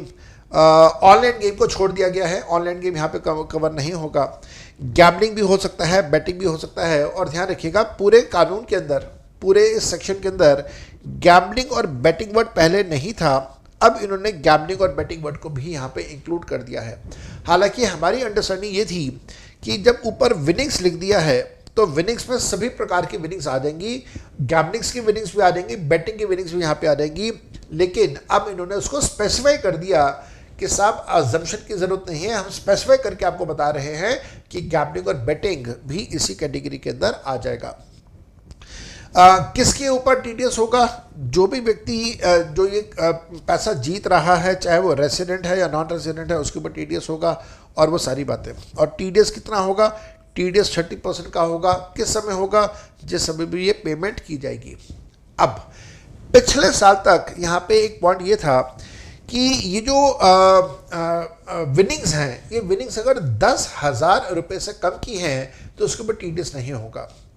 और जो 10,000 रुपये की लिमिट थी वो 10,000 की लिमिट पर ट्रांजैक्शन थी। तो अगर आपने गैम्बलिंग्स में 10,000 से कम जीता, टीडीएस नहीं होगा। लॉटरी में 10,000 से कम जीता, टीडीएस नहीं होगा। केबीसी में गए, वहाँ पे 10,000 से कम जीता, टीडीएस नहीं होगा। तो अलग अलग पर ट्रांजैक्शन हम लोग चेक कर रहे थे 10,000 रुपये। इस साल से इन्होंने बदलाव कर दिया और इन्होंने कहा कि हम पर ट्रांजैक्शन चेक नहीं करेंगे, हम तो एग्रीगेट चेक करेंगे 10,000 रुपये। तो अगर आपको विनिंग्स का पैसा बहुत सारे सोर्सेज से आ रहा है, केबीसी से भी आपने जीत लिया, गैम्बलिंग से भी कुछ जीत लिया, लॉटरी से भी आपने कुछ जीत लिया, बेटिंग से भी आपने कुछ जीत लिया, तो सबका अलग अलग 10,000 रुपये अप्लाई नहीं होगा। सबको मिला के कंबाइन करके एक एग्रीगेट लिमिट 10,000 रुपये की हम लोग लगाएंगे। ये लेटेस्ट अमेंडमेंट आया 2 सेक्शन के अंदर, 194B में भी आया और अगला सेक्शन जो है 194BB, उसके अंदर भी ये अमेंडमेंट आ गया। तो एग्जेम्पशन क्या है? एग्जेम्पशन ये है कि साहब जो एग्रीगेट विनिंग्स हैं वो अगर आपकी एग्रीगेट विनिंग 10,000 के बराबर या उससे कम है तो फिर उसके ऊपर टीडीएस नहीं होगा। लेकिन अगर आपकी एग्रीगेट विनिंग 10,000 रुपये से ज़्यादा हो जाती है तो उस पूरे अमाउंट के ऊपर टीडीएस होगा। मान लीजिए आपका एग्रीगेट अमाउंट 12,000 रुपये है, तो आप ये नहीं बोलेंगे कि 12 में से 10 छोड़ दो, 2 के ऊपर आपने वो लगा देना टैक्स, ऐसा नहीं है। पूरे 12 के ऊपर टीडीएस के प्रोविजन अप्लाई हो जाएंगे। साथ साथ में मेरे बेटा ध्यान रखिएगा, क्योंकि ऑनलाइन गेम्स के लिए अलग सेक्शन बना, ऑनलाइन गेम्स के लिए अलग सेक्शन बना, इस वजह से ऑनलाइन गेम्स को इन्होंने इस कैटेगरी से यहाँ से हटा दिया है। 194B से इन्होंने यहाँ पे लिखा है, this section shall not apply to the TDS on winnings from the online games on और आफ्टर अप्रैल 2023। तो कौन सा सेक्शन अप्लाई नहीं होगा? 194B अप्लाई नहीं होगा। तो भाई क्या अप्लाई होगा फिर? अगर 194B अप्लाई नहीं होगा तो फिर ऑनलाइन गेम्स के लिए क्या अप्लाई होगा? फिर ऑनलाइन गेम्स के लिए 194BA, जो नया सेक्शन आया है वो 194BA अप्लाई होगा ऑनलाइन गेम्स के ऊपर। ये बात भी ठीक हो गई, ये बात भी हमें समझ आ गई। इसके बाद हॉर्स रेसेस के ऊपर आप आ जाओ। हॉर्स रेसेस जो हैं वहाँ पे भी सेम पोजीशन थी कि 10,000 रुपये की जो लिमिट है वो पर ट्रांजैक्शन हुआ करती थी, लेकिन अब इन्होंने उसको भी कह दिया कि साहब अगर आपका एग्रीगेट विनिंग्स का पैसा 10,000 या 10,000 से बराबर है तो टीडीएस नहीं होगा। लेकिन जैसे ही आपका एग्रीगेट 10,000 से ज़्यादा हो गया तो फिर फुल अमाउंट के ऊपर आपका टीडीएस काटा जाएगा। ये वाली बात भी इन्होंने यहाँ पे लिख दी है 194BB सेक्शन के अंदर। तो सेम अमेंडमेंट 2 सेक्शन में है, 194B में है और सेक्शन 194BB में है। एक सेक्शन आपको याद है हम लोग करते थे TDS on cash withdrawal 194N। अगर 1 करोड़ से ज़्यादा का कैश विड्रॉल है तो उस केस में क्या होगा, और वो अगर आपने रिटर्न सबमिशन करी है पिछले सालों में तो क्या होगा, रेट नहीं करी है तो क्या होगा, वो सारी बातें। अब ये जो कैश विड्रॉल था अकाउंट में से, उसमें इन्होंने रेट्स में बदलाव कर दिया है। और रेट में भी बदलाव बेसिकली ये है कि आपको ये चेक करना होगा कि जो कैश विड्रॉ कर रहा है वो कौन है। तो जो व्यक्ति कैश विड्रॉ कर रहा है उसे पेई कहा गया है। तो पेई कौन होगा? पेई का मतलब है पर्सन, यहाँ पे लिख लीजिएगा, पेई का मतलब है person doing cash withdrawals. Person doing cash withdrawals, इसको हम लोग बोलते हैं पेई। नाउ पेई कौन होगा? जो पेई है, अगर तो वो पेई एक कोऑपरेटिव सोसाइटी है। अब इन्होंने अलग अलग कर दिया, इन्होंने कहा भाई हम ये चेक करेंगे कि जो पैसा विड्रॉ कर रहा है वो कौन है। क्या वो पेई एक कोऑपरेटिव सोसाइटी है? अब ये मत कहना कि साहब कोऑपरेटिव सोसाइटीज़ क्या होती हैं, इसके बारे में तो बहुत डिटेल में डिस्कशन कई बार मैं कर चुका हूँ, खासतौर पर हाउस प्रॉपर्टी के चैप्टर में किया था। तो अगर पैसा विदड्रॉ करने वाला एक कोऑपरेटिव सोसाइटी है तो फिर वहाँ पर इन्होंने लिमिट्स को बदल दिया है, चेंज कर दिया है। इन्होंने ये कहा कि अगर कोऑपरेटिव सोसाइटी ऐसी है जिसने अपने पिछले 3 सालों की आईटीआर फाइल नहीं करी है, पिछले 3 सालों में किसी भी साल में आईटीआर फाइल नहीं करी है और आईटीआर फाइल करने का टाइम पीरियड भी खत्म हो चुका है, तो एक तो आईटीआर फाइल नहीं करी और दूसरा आईटीआर फाइल करने का टाइम पीरियड भी खत्म हो चुका है। अगर ऐसी कोई कोऑपरेटिव सोसाइटी अपने अकाउंट में से पैसा निकालती है और वो पैसा 20 लाख रुपए से ज़्यादा है लेकिन 3 करोड़ या 3 करोड़ से कम का है, 3 करोड़ या 3 करोड़ से कम का है तो रेट ऑफ टीडीएस अप्लाई होगा 2% का, और अगर 3 करोड़ से ज़्यादा का पैसा विदड्रॉ करते हैं तो रेट ऑफ टीडीएस अप्लाई होगा 5% का।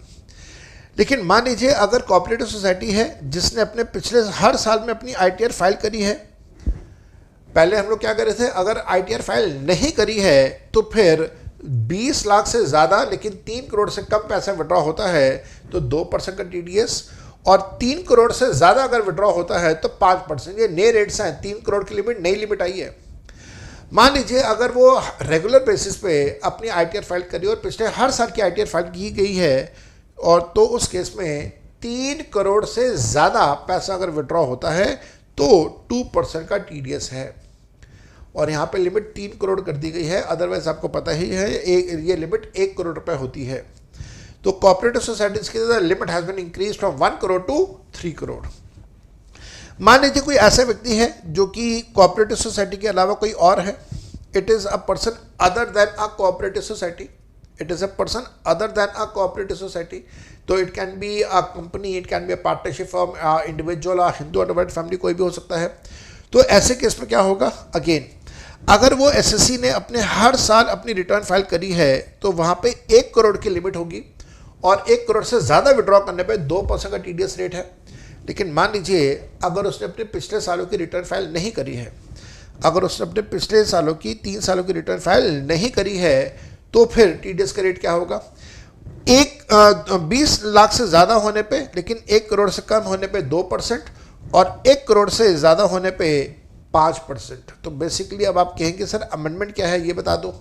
ये सारी बातें अमेंडमेंट ही हैं, और ख़ास तौर पे अमेंडमेंट ये कोऑपरेटिव सोसाइटी के लिए है जहाँ पे लिमिट को बढ़ा के 3 करोड़ कर दिया गया है। जो मैंने ये हाईलाइट करी है ना, ये अमेंडमेंट है। पहले लिमिट यहाँ पे 1 करोड़ की होती थी कोऑपरेटिव सोसाइटी के लिए, अब ये लिमिट बढ़ा के 3 करोड़ की कर दी गई है कोऑपरेटिव सोसाइटीज़ के लिए। लेकिन उनके अलावा बाकी सब के लिए लिमिट अभी भी 1 करोड़ की ही रहेगी। तो ये हो गया आपके पास सेक्शन 194N। इसके साथ साथ में हमारे पास सेक्शन आ रहा है section 194R, that is TDS on benefits और perquisites which are related to business and profession. इसमें वही अमेंडमेंट जो सेक्शन 28 बिजनेस एंड प्रोफेशन में बताया था, सेम अमेंडमेंट यहाँ पे भी है कि टीडीएस किसके ऊपर होगा। इन्होंने कहा साहब टीडीएस जो है वो बेनिफिट्स या परक्विजिट्स के ऊपर होगा, चाहे वो कैश में हो या वो काइंड में हो। और अगर वो काइंड में है तो क्या वो पूरा काइंड में है या पार्टली इन कैश या पार्टली इन काइंड है, तो उसके ऊपर टीडीएस होगा, जो कि सेक्शन 28 में या सेक्शन 41 में टैक्सेबल हो रहे हैं। तो ये एग्जैक्टली वही है जो मैंने आपके साथ बिजनेस एंड प्रोफेशन में डिस्कस किया था। इसके अलावा 194R में और कोई अमेंडमेंट नहीं हुआ है। अब इसके टीडीएस के सारे अमेंडमेंट्स हमारे यहाँ पे कवर होते हैं। Now we are starting with the amendments which are related to TCS, tax collected at source। TCS का भी मैंने ये वाला पॉइंट आपको बता दिया है। सेक्शन 206 भी मैंने आपके साथ डिस्कस कर दिया है कि साहब जो है स्पेसिफिक पर्सन की कैटेगरी से किस किस को बाहर रखा जाएगा। एक ऐसा व्यक्ति जिसका इंडिया में कोई परमानेंट इस्टेब्लिशमेंट नहीं है, परमानेंट प्लेस ऑफ बिजनेस नहीं है, वो स्पेसिफिक पर्सन से बाहर रहेगा, नॉन रेसिडेंट होना चाहिए। और दूसरा कोई भी ऐसा व्यक्ति जो आईटीआर फाइल नहीं करता है और गवर्नमेंट ने उसका नाम नोटिफाई करा है, नाम मतलब कैटेगरी नोटिफाई करा है, तो वो भी स्पेसिफिक पर्सन की कैटेगरी से बाहर हो जाएगा। अब टीसीएस में बहुत मेजर अमेंडमेंट है, और ये मेजर अमेंडमेंट बहुत सारे लोगों की लाइफ के ऊपर इसका इम्पैक्ट पड़ता है, मेरी लाइफ के ऊपर भी इसका इम्पैक्ट पड़ता है।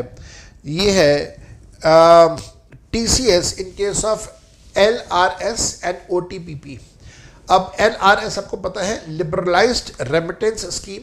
क्लासेस के अंदर भी मैंने आपके साथ ये डिस्कस किया हुआ है कि अगर हम लोगों को फॉरेन करेंसी इंडिया से बाहर भेजनी है किसी भी पर्पस के लिए, चाहे हमारा कोई रिश्तेदार इंडिया से बाहर पढ़ाई कर रहा है उसके पर्पस के लिए, मेडिकल पर्पसेस के लिए, या कोई प्रॉपर्टी परचेज करनी है उसके लिए, या अदरवाइज हम लोग किसी पर्सनल काम के लिए किसी को गिफ्ट देने के लिए हम लोग फॉरेन करेंसी इंडिया से बाहर भेजना चाहते हैं, तो फिर वहाँ पे अगर 2.5 लाख 2,50,000 $2,50,000 US तक का अगर वो अमाउंट है, in terms of US dollar. मान लीजिए अगर आप यूएस डॉलर यूज़ नहीं कर रहे, आप तो ऑस्ट्रेलियन डॉलर यूज़ कर रहे हैं, या आप कैनेडियन डॉलर यूज़ कर रहे हैं, या फिर आप जो दूसरी करेंसीज हैं जैसे रियाल है आप वो यूज़ कर रहे हैं, कोई बात नहीं।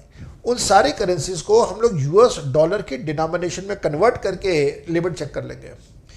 ओवरऑल टोटल 2,50,000 यूएस डॉलर तक अगर आप पैसा इंडिया से बाहर भेज रहे हैं एक व्यक्ति, तो फिर उस केस में आपको सरकार से किसी भी प्रकार की अप्रूवल की ज़रूरत नहीं है, बस उसके ऊपर टीसीएस होगा, ये ध्यान रखिएगा। लेकिन मान लीजिए अगर आपका जो अमाउंट है वो 2,50,000 यूएस डॉलर से ज़्यादा है, तो फिर आपको अप्रूवल्स लेने होंगे, आरबीआई के अप्रूवल्स लेने होंगे, और फॉरेन एक्सचेंज मैनेजमेंट एक्ट है उससे रिलेटेड, उसके अंदर आपको ये आरबीआई के अप्रूवल्स लेने होंगे। ना मेन मुद्दे पे आता है कि हुआ क्या। इन्होंने टीसीएस के इन रेट्स के ऊपर अमेंडमेंट किया, पहले अमेंडमेंट किया, फिर उसे विड्रॉ किया, फिर नए अमेंडमेंट्स आए इन पे।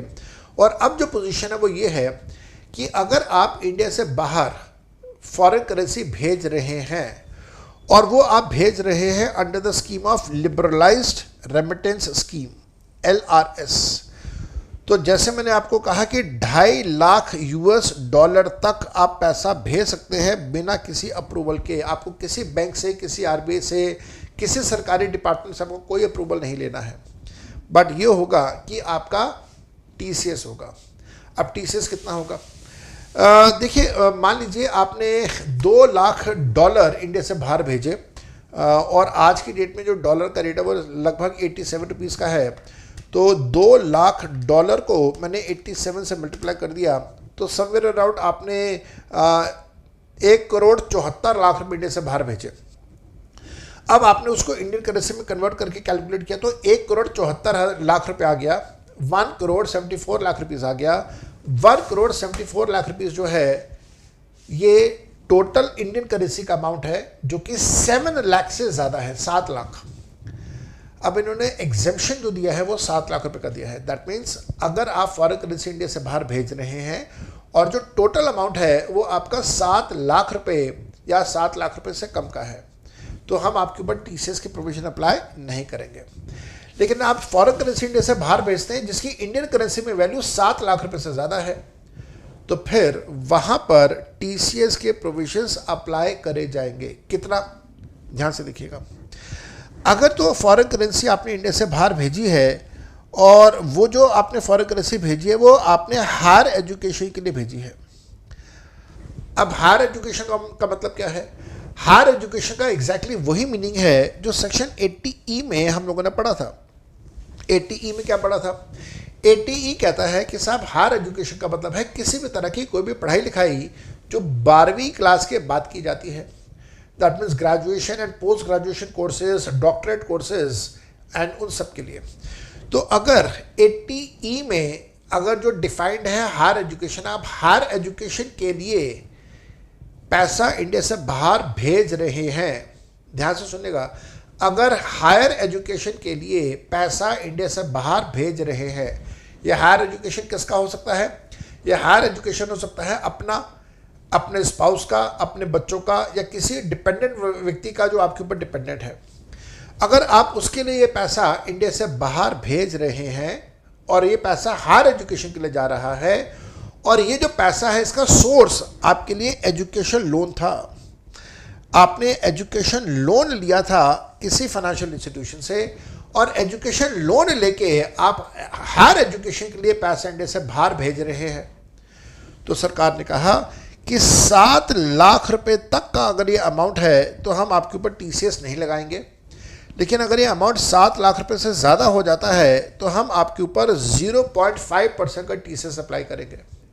अगर आपका पैन इनऑपरेटिव है, आधार से आपने लिंक नहीं करा है, या पैन आपने सबमिट ही नहीं करा है, तो वहाँ पे 5% हो जाएगा, otherwise it will be only 0.5% का टीसीएस। ध्यान रखिएगा, 7 लाख रुपए पूरे साल की एग्रीगेट लिमिट है। तो अगर आप एक साल के अंदर बहुत सारी ट्रांजैक्शंस कर रहे हैं फॉरेन करेंसी की, तो सबको मिला के 7 लाख रुपए का एग्जम्पशन है। तो बेटर ये है कि अलग अलग व्यक्ति कर लें। जैसे फैमिली के अंदर जो बच्चे हैं वो इंडिया से बाहर पढ़ाई करते हैं, तो 7 लाख रुपए की एग्जम्पशन मदर को भी मिलती है, 7 लाख की एग्जम्पशन फादर को भी मिलती है। तो 7 लाख रुपए तक का पैसा मदर के अकाउंट से भेज दो, बाकी 7 लाख रुपए तक का पैसा फादर के अकाउंट से भेज दो। ऐसे करके आप टीसीएस से बचना चाहते हैं, बच सकते हैं। टीसीएस की 7 लाख की लिमिट पर इंडिविजुअल है, पर फैमिली नहीं है। 7 लाख रुपए तक का अगर आप अमाउंट भेज रहे हैं तो नो टीसीएस। 7 लाख रुपए से ज़्यादा पैसा भेज रहे हैं तो 0.5% का टीसीएस होगा। शर्त यह है कि जो पैसे का सोर्स है वो एजुकेशन लोन होना चाहिए। आपने इंडिया में एजुकेशन लोन लिया और आपने इंडिया से बाहर पैसा भेज दिया, लेकिन मान लीजिए आपने एजुकेशन लोन नहीं लिया, आप तो अपना ही पैसा इस्तेमाल करके भेज रहे हैं, तो सरकार ने कहा है ऐसी सिचुएशन में वो अदर पर्पसेस में आ जाएगा और वहाँ पे 7 लाख रुपए तक कोई टीसीएस नहीं लगाएंगे, लेकिन 7 लाख के बाद 5% का टीसीएस लगाएंगे। और साथ में ध्यान रखिएगा ये 5% का टीसीएस होगा 30 सितंबर तक, और 30 सितंबर के बाद 1 अक्टूबर से ये टीसीएस का रेट बढ़ के 20% का हो जाता है। 20% का हो जाता है। अच्छा, इसमें जो है ये लिखा हुआ है एनी अदर पर्पस। यहाँ पे मैं अपनी बात को थोड़ा सा करेक्ट कर देता हूँ, मैंने शायद गलत बोल दिया था कि मान लीजिए अगर आप एजुकेशन के लिए भी पैसा भेज रहे हैं और अपना पैसा भेज रहे हैं, लोन नहीं लिया आपने, तो वो इस कैटेगरी में नहीं आएगा। मैंने थोड़ा सा इसमें शायद स्लिप ऑफ टंग रहा मेरा। एनी अदर पर्पस में फिर क्या आ जाएगा? भाई मान लो पर्सनल खर्चे हैं वो है, गिफ्ट दिया आपने किसी को वो वाला अमाउंट आ गया यहाँ पे, आपने कोई प्रॉपर्टी परचेज करी वो वाला अमाउंट यहाँ पे आ गया, आपने कोई शेयर मार्केट में पैसा इन्वेस्ट किया वो वाला अमाउंट आ गया। तो फिर हायर एजुकेशन अगर आप अपने पैसे के से अगर हायर एजुकेशन के लिए पैसा भेज रहे हैं तो क्या होगा? इन्होंने सेकंड पॉइंट में लिखा कि साहब अगर ये पैसा मेडिकल ट्रीटमेंट के लिए भेज रहे हैं या हायर एजुकेशन के लिए भेज रहे हैं जहां पे आपने लोन नहीं लिया है, आप अपना पैसा ही भेज रहे हैं एक्सेप्ट लोन अमाउंट, तो except education loan amount, except education loan amount अगर है, आपका अपना पैसा है, तो फिर उस सिचुएशन में जो टीसीएस होगा वो कितना होगा? मेडिकल पर्पसेस के लिए अगर आप पैसा भेज रहे हैं या एजुकेशन के लिए पैसे भेज रहे हैं लेकिन आपका वो पैसा एजुकेशन लोन का नहीं है, तब 7 लाख रुपए तक 0% का टीसीएस है और 7 लाख से ज़्यादा होने पे 5% का टीसीएस अप्लाई होता है। या ये भी ठीक हो गया, इसमें भी कोई दिक्कत नहीं है। साथ साथ में मेरे बच्चे ये ध्यान रखिएगा, साथ साथ में मेरे बच्चे ये ध्यान रखिएगा, एनी अदर पर्पस में क्या आ जाएगा? एनी अदर पर्पस में जैसे मैंने आपको कहा कोई पर्सनल एक्सपेंसेस है वो आ जाएगा, कोई पर्सनल एक्सपेंसेस है वो आ जाएगा। पर्सनल एक्सपेंसेस के अलावा कोई परचेज ऑफ एसेट है वो आ जाएगा। आपने कोई एसेट परचेज करा वो आ गया, कोई पर्सनल खर्चा आपने करा वो आपका आ गया, आपने कोई गिफ्ट दिया किसी को वो आ गया, गिफ्ट गिवन। तो ये सारे वो रीजंस आ सकते हैं, ये सारे वो रीजंस आ सकते हैं जहाँ पे एनी अदर पर्पसेस में वो कवर हो जाता है।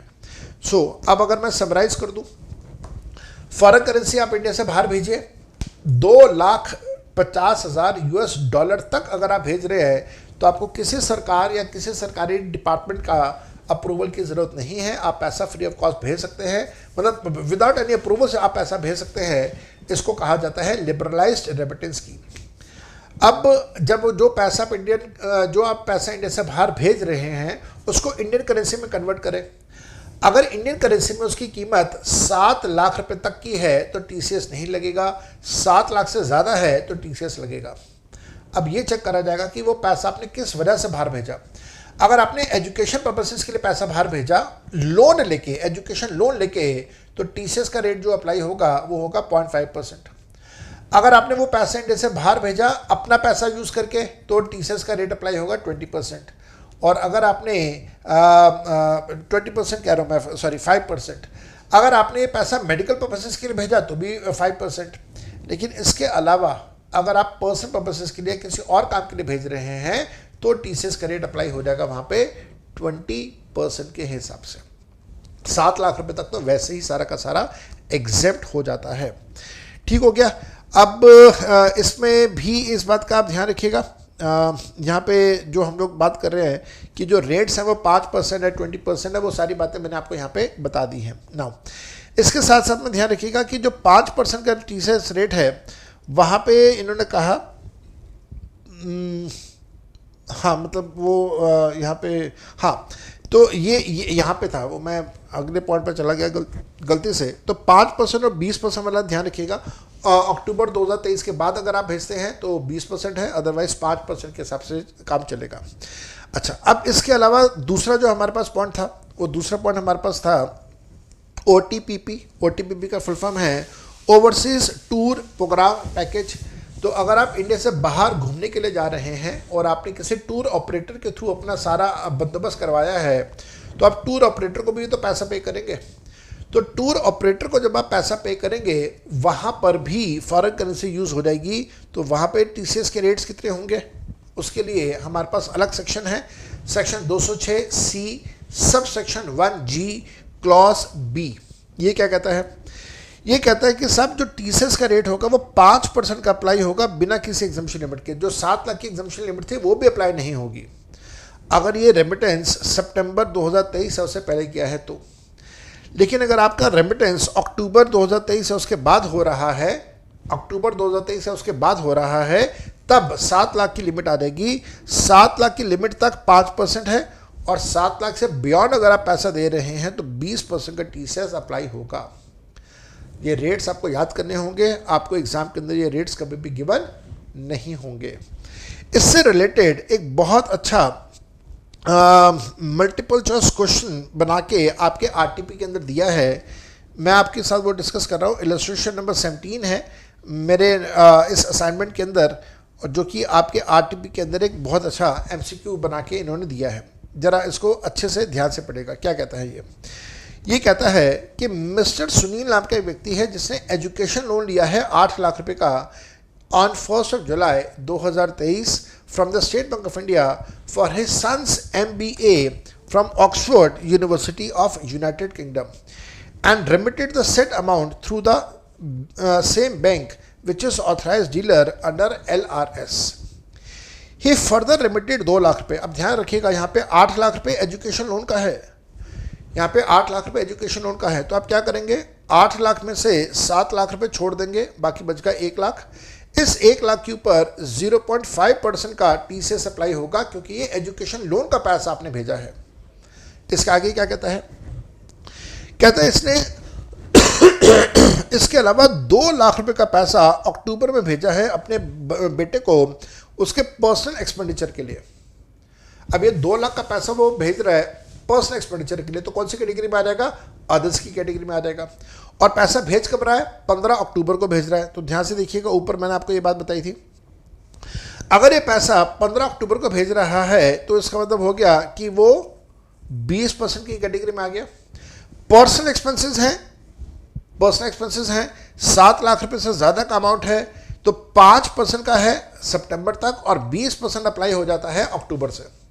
तो यहाँ पर ये 15 अक्टूबर को पैसा भेज रहा है 2 लाख रुपए का, यहाँ पे इसके ऊपर 20% का TCS अप्लाई हो जाएगा, इसके ऊपर 20% का TCS अप्लाई हो जाएगा। और ध्यान रखिएगा, ये जो 7 लाख की एग्जामिशन लिमिट है ये एग्रीगेट है। तो 8 लाख में से 7 लाख रुपए तो आप पहले ही एग्जामिशन ले चुके हैं, तो अब दोबारा से आप कहें कि साहब मैं दूसरी ट्रांजैक्शन कर रहा हूँ, 7 लाख का एग्जामिशन दोबारा दे दे, नहीं मिलेगा। पूरे 2 लाख के ऊपर 20% का आपका TCS अप्लाई हो जाएगा। इसके साथ साथ में इसने और भी कुछ पैसा भेजा है, ध्यान से देखिएगा। कहता है mister Sunil has also remitted 6 lakh रुपए on 28 March 2024 out of his personal savings under LSR through UBI for the sisters medical treatment in London. तो जब आप मेडिकल ट्रीटमेंट के लिए पैसा भेज रहे हो 6 लाख रुपए का, तो उसके ऊपर 5% का TCS अप्लाई होगा। तो अब वो एग्जामिनर कहता है mister Sunil has furnished the undertaking containing the details of the earlier remittances, what is the amount of TCS to be done from mister Sunil in respect of the remittance amount for his son and for his sister. तो बेटे को 2 बार पैसा भेजा, एक बार पैसा भेजा उसकी MBA की पढ़ाई के लिए, दूसरी बार पैसा भेजा उसके पर्सनल एक्सपेंसेस के लिए, और तीसरा पैसा जो है वो अपनी बहन की मेडिकल पर्पसेस के लिए भेजा। तो मैंने आपको उसके रेट्स बता दिए हैं। जो एजुकेशन लोन का 8 लाख रुपए है उसमें से 7 लाख का एग्जामिशन ले लेना, 1 लाख रुपए के ऊपर 0.5% का TCS है।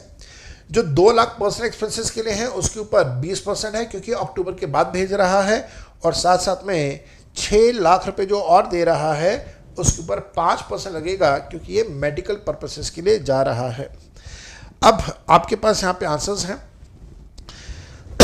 अगर आप ध्यान से देखें तो एक पॉइंट तो कॉमन आ रहा है सब में कि TCS 0.5% होगा 1 लाख के ऊपर। तो ये तीनों में, चारों में कॉमन पॉइंट आ रहा है। तो हम लोग इस पॉइंट के बेसिस के ऊपर तो डिसाइड कर नहीं पाएंगे ए ठीक है, बी ठीक है, सी ठीक है या डी ठीक है, क्योंकि चारों के अंदर ही ये वाली बात लिखी हुई है। लेकिन उसके आगे देखिएगा, यहाँ पे फिर वो कहता है कि जो 2 लाख रुपए है उसके ऊपर 5% का TCS अप्लाई होगा जो पर्सनल एक्सपेंसेस का है। ये तो गलत है, 2 लाख के ऊपर 5% नहीं लगेगा, तो ये वाला गलत हो गया। तो इसका मतलब ए पॉइंट गलत हो गया। फिर कहता है कि जो 2 लाख रुपए पर्सनल एक्सपेंसेस का है उसके ऊपर 20% का TCS होगा, तो ये वाली बात बिल्कुल ठीक है। अच्छा, उसके बाद वो कहता है कि सब जो 2 लाख रुपए है, जो 2 लाख रुपए का पर्सनल एक्सपेंसेस है उसके ऊपर कोई TCS नहीं होगा, तो ये बात भी गलत है। और फिर वो कहता है कि जो उसका जो 2 लाख रुपए है, अच्छा अगले डी पॉइंट के अंदर 2 लाख रुपए की कहीं पे कोई बात ही नहीं कर रहा है, तो ये वाला पॉइंट भी गलत है। इसका मतलब सी भी गलत हो गया, डी भी गलत हो गया। बचा क्या है हमारे पास बचा सिर्फ बी अमाउंट। बी बिल्कुल ठीक है, 2 लाख के ऊपर 20% होगा, और जो सिस्टर को आपने 6 लाख रुपए भेजा उसके ऊपर 5% का TCS और अप्लाई हो जाएगा। Answer B is 100% correct. RTP का क्वेश्चन है। RTP का क्वेश्चन मैंने आपको विद सोल्यूशन यहाँ पे दिया हुआ है। मेरे बेटा TDS और TCS के बाद जो हमारा चैप्टर है वो एक चैप्टर आता है एडवांस टैक्स का। थैंक गॉड एडवांस टैक्स में किसी प्रकार का कोई अमेंडमेंट हमारे पास नहीं है। अब बारी आ जाती है केस स्टडी की। ये जो केस स्टडी है, ये केस स्टडी आपके RTP का है, जो कि मई 2024 के अंदर आपका RTP आया था, उसका ये केस स्टडी है। केस स्टडी को एक बार पढ़ लेते हैं, और इसके 2 क्वेश्चंस तो ऑलरेडी मैं आपको करवा चुका हूँ, बाकी के 3 क्वेश्चंस बचे हुए हैं, वो मैं आपके साथ डिस्कस कर रहा हूँ। ध्यान से देखिएगा। कहता है मिस्टर आकाश जिसकी उम्र 47 साल की है, वो एक company BAC enterprises private limited का CEO है, चीफ एग्जीक्यूटिव ऑफिसर है। इस साल करंट ईयर के अंदर उसकी ये कुछ फॉलोइंग इनकम्स हैं, ये सारी उसकी इनकम्स हैं। सैलरी है उसकी 45 लाख रुपए की। जो लॉन्ग टर्म कैपिटल गेंस है, वो long term capital gains listed equity share से कमा रहा है, जिसके ऊपर उसने सिक्योरिटी ट्रांजैक्शन टैक्स पे करा है। 6,54,000 रुपये उसने कमाया। तो इस 6,54,000 में से आप 1 लाख रुपये माइनस कर देंगे, 1 लाख रुपये माइनस कर देंगे, तो बाकी बचेगा आपका 5,54,000 रुपये। और इस 5,54,000 के ऊपर 10% का TCS आ जाएगा। याद रखिएगा, सैलरी 45 लाख रुपए की है। अब यहाँ पे एक थोड़ा सा कन्फ्यूजन आ जाता है कि 45 लाख की सैलरी जो है वो टैक्सेबल सैलरी है या ग्रॉस सैलरी है, ये लिखा नहीं है। मैं अज्यूम कर रहा हूँ कि ये ग्रॉस सैलरी है, इस वजह से मैं यहाँ से 50,000 का डिडक्शन दूंगा और 44,50,000 रुपये मेरी टैक्सेबल सैलरी बनेगी। डिविडेंड वो कहता है कि 12 लाख रुपये का कमाया है, जो कि टैक्सेबल हो जाएगा। इंटरेस्ट का पैसा सेविंग्स अकाउंट से उसने कमाया है 16,000 रुपये। इसके ऊपर आपको पता है 80 TTA का डिडक्शन आ जाता है 10,000 रुपये का। फिर उसने फिक्स डिपॉजिट के ऊपर पैसे कमाए हैं 45,000 रुपये, टैक्सेबल होगा, लेकिन कोई डिडक्शन इसको नहीं मिलेगा। एग्जामिनर फिर इसके आगे कहता है कि आकाश ने कुछ पेमेंट्स करी हैं मेडिकल इंश्योरेंस प्रीमियम के लिए और the health policy which is taken for his family members. तो मेडिकल इंश्योरेंस का 80D का कंसेप्ट यहाँ पे आ रहा है। कहता है एग्जामिनर यहाँ पे कि मेडिकल प्रीमियम उसने पे करा है अपने स्पाउस के लिए, अपनी वाइफ के लिए, जिसकी उम्र 43 साल है। 13,500 रुपये उसने बाय चेक पे करा है। 80D में इसका डिडक्शन मिल जाएगा। फिर कहता है कि मेडिकल प्रीमियम अपनी मदर के लिए पे करा है, जिसकी एज, मदर की एज 65 ईयर्स है, 26,670 रुपये। इसका भी 80D में डिडक्शन आ जाएगा। और ध्यान रखिएगा, दोनों की अलग अलग लिमिट अप्लाई होगी, दोनों की अलग अलग 25,000 की लिमिट अप्लाई होगी। फिर कहता है कि प्रिवेंटिव हेल्थ केयर चेकअप पे किया है 5,500 रुपये अपनी वाइफ और अपनी मदर के लिए, और वो कैश में पे किया है। तो यहाँ पे 2-3 बातें। पहला, प्रिवेंटिव हेल्थ केयर चेकअप के लिए जो आप पैसा पे करें, चाहे वो आप कैश में पे करें या आप बैंकिंग सिस्टम के थ्रू पे करें, कोई फ़र्क नहीं पड़ता, आपको उसका डिडक्शन मिल जाता है। रीज़न क्या है वो मैंने आपको क्लास के अंदर बताया है। दूसरी बात, ये जो अमाउंट है इसका मैक्सिमम लिमिट अप्लाई होता है 5,000 रुपये का। तो यहाँ पे इसने पे किया है 5,500, लेकिन जो उसको बेनिफिट मिलेगा वो बेनिफिट कितने का मिलेगा? बेनिफिट 5,000 रुपये का ही मिलेगा। तीसरी बात, ये जो 5,000 रुपये का बेनिफिट है, ये 5,000 का बेनिफिट मिलता है आपको अपने लिए, अपने स्पाउस के लिए, अपने बच्चों के लिए, साथ साथ में अपने माता पिता के लिए। बच्चे डिपेंडेंट होने चाहिए, माता पिता डिपेंडेंट है या नहीं है कोई फर्क नहीं पड़ता। अब प्रॉब्लम यहाँ पे ये आ गई कि ये 5,000 रुपये हम पेरेंट्स के लिए यूज़ करें क्योंकि वहाँ पे 50,000 की लिमिट आती है, या हम लोग वाइफ के लिए यूज़ करें क्योंकि वहाँ पे 25,000 की लिमिट आती है। तो आप टैक्स प्लानिंग करेंगे, दोनों में से जिसके लिए आप इसको यूज़ करना चाहते हैं, डिडक्शन लेना चाहते हैं, आप वो कर सकते हैं। वो टैक्स प्लानिंग का पॉइंट है, अभी करते हैं वो वाला पॉइंट। फिर वो कहता है कि आकाश ने मेडिकल एक्सपेंसेस इंकर करे हैं क्रेडिट कार्ड से 17,000 रुपये अपनी मदर के लिए। याद रखिएगा, सीनियर सिटीजन है मदर, यहाँ पे लिखा हुआ मदर की एज 65 ईयर्स है, सीनियर सिटीजन है। जिस सीनियर सिटीजन के लिए मेडिकल इंश्योरेंस पॉलिसी होती है, पॉलिसी मिली है सीनियर सिटीजन को, उस सीनियर सिटीजन के मेडिकल एक्सपेंसेस का डिडक्शन नहीं मिलता है। तो दैट मीन्स इस 17,000 का डिडक्शन नहीं मिलेगा 80D में। क्यों नहीं मिलेगा? फिर से बताता हूँ, क्योंकि मदर का मेडिकल इंश्योरेंस पॉलिसी है, इस वजह से एक्सपेंसेस जो इंकर हुए हैं उसका डिडक्शन नहीं मिलेगा। लेकिन आगे बढ़ेगा, 27,000 रुपये उसने खर्चा किया अपने फादर के लिए। फादर की पॉलिसी तो है नहीं, अगर फादर की पॉलिसी होती तो बताया होता, फादर की पॉलिसी के बारे में कुछ नहीं बताया हुआ, इसका मतलब मैं इस 27,000 का डिडक्शन क्लेम करूंगा। अब आप देखिए, पेरेंट्स जो हैं वो दोनों सीनियर सिटीजन हैं, तो लिमिट जो है वो लगेगी 50,000 रुपये। हालांकि यहाँ पे क्लैरिफाई कर देता हूँ, दोनों में से कोई एक भी अगर सीनियर सिटीजन होता तो भी लिमिट 50,000 की हो जाती। तो 27,000 रुपये ये वाला पैसा जो फादर के लिए खर्च किया, और साथ साथ में जो मदर के लिए प्रीमियम पे किया था वो था 26,670। तो अगर आप 26,670 में ऐड कर देते हैं 25,000, तो ये तो 51,000 पे 51,000 आ गया, 50,000 की लिमिट क्रॉस हो गई।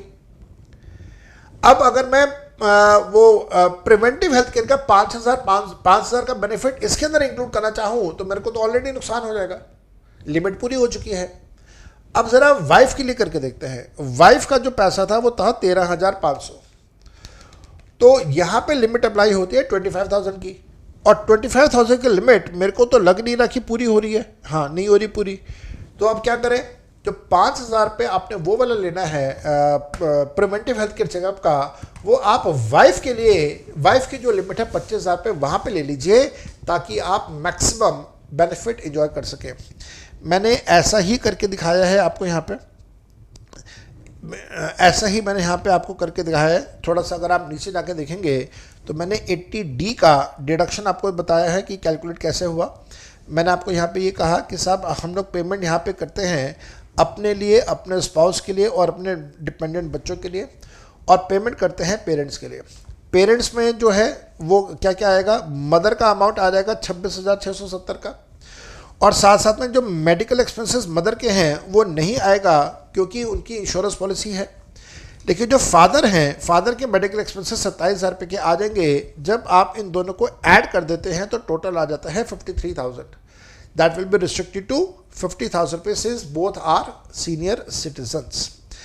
अब इसके अलावा जो हमारे पास पॉइंट आता है वो ये है कि वाइफ के लिए 13,500 रुपये पे करा है वाइफ के लिए, और साथ में प्रिवेंटिव हेल्थ केयर चेकअप का 5,000 रुपये और है, तो 13,500 और 5,000 रुपये टोटल हो जाता है हमारा 18,500, जो कि 25,000 की लिमिट के अंदर अंदर है, 25,000 की लिमिट के अंदर अंदर है, तो वो अलाउ हो जाएगा।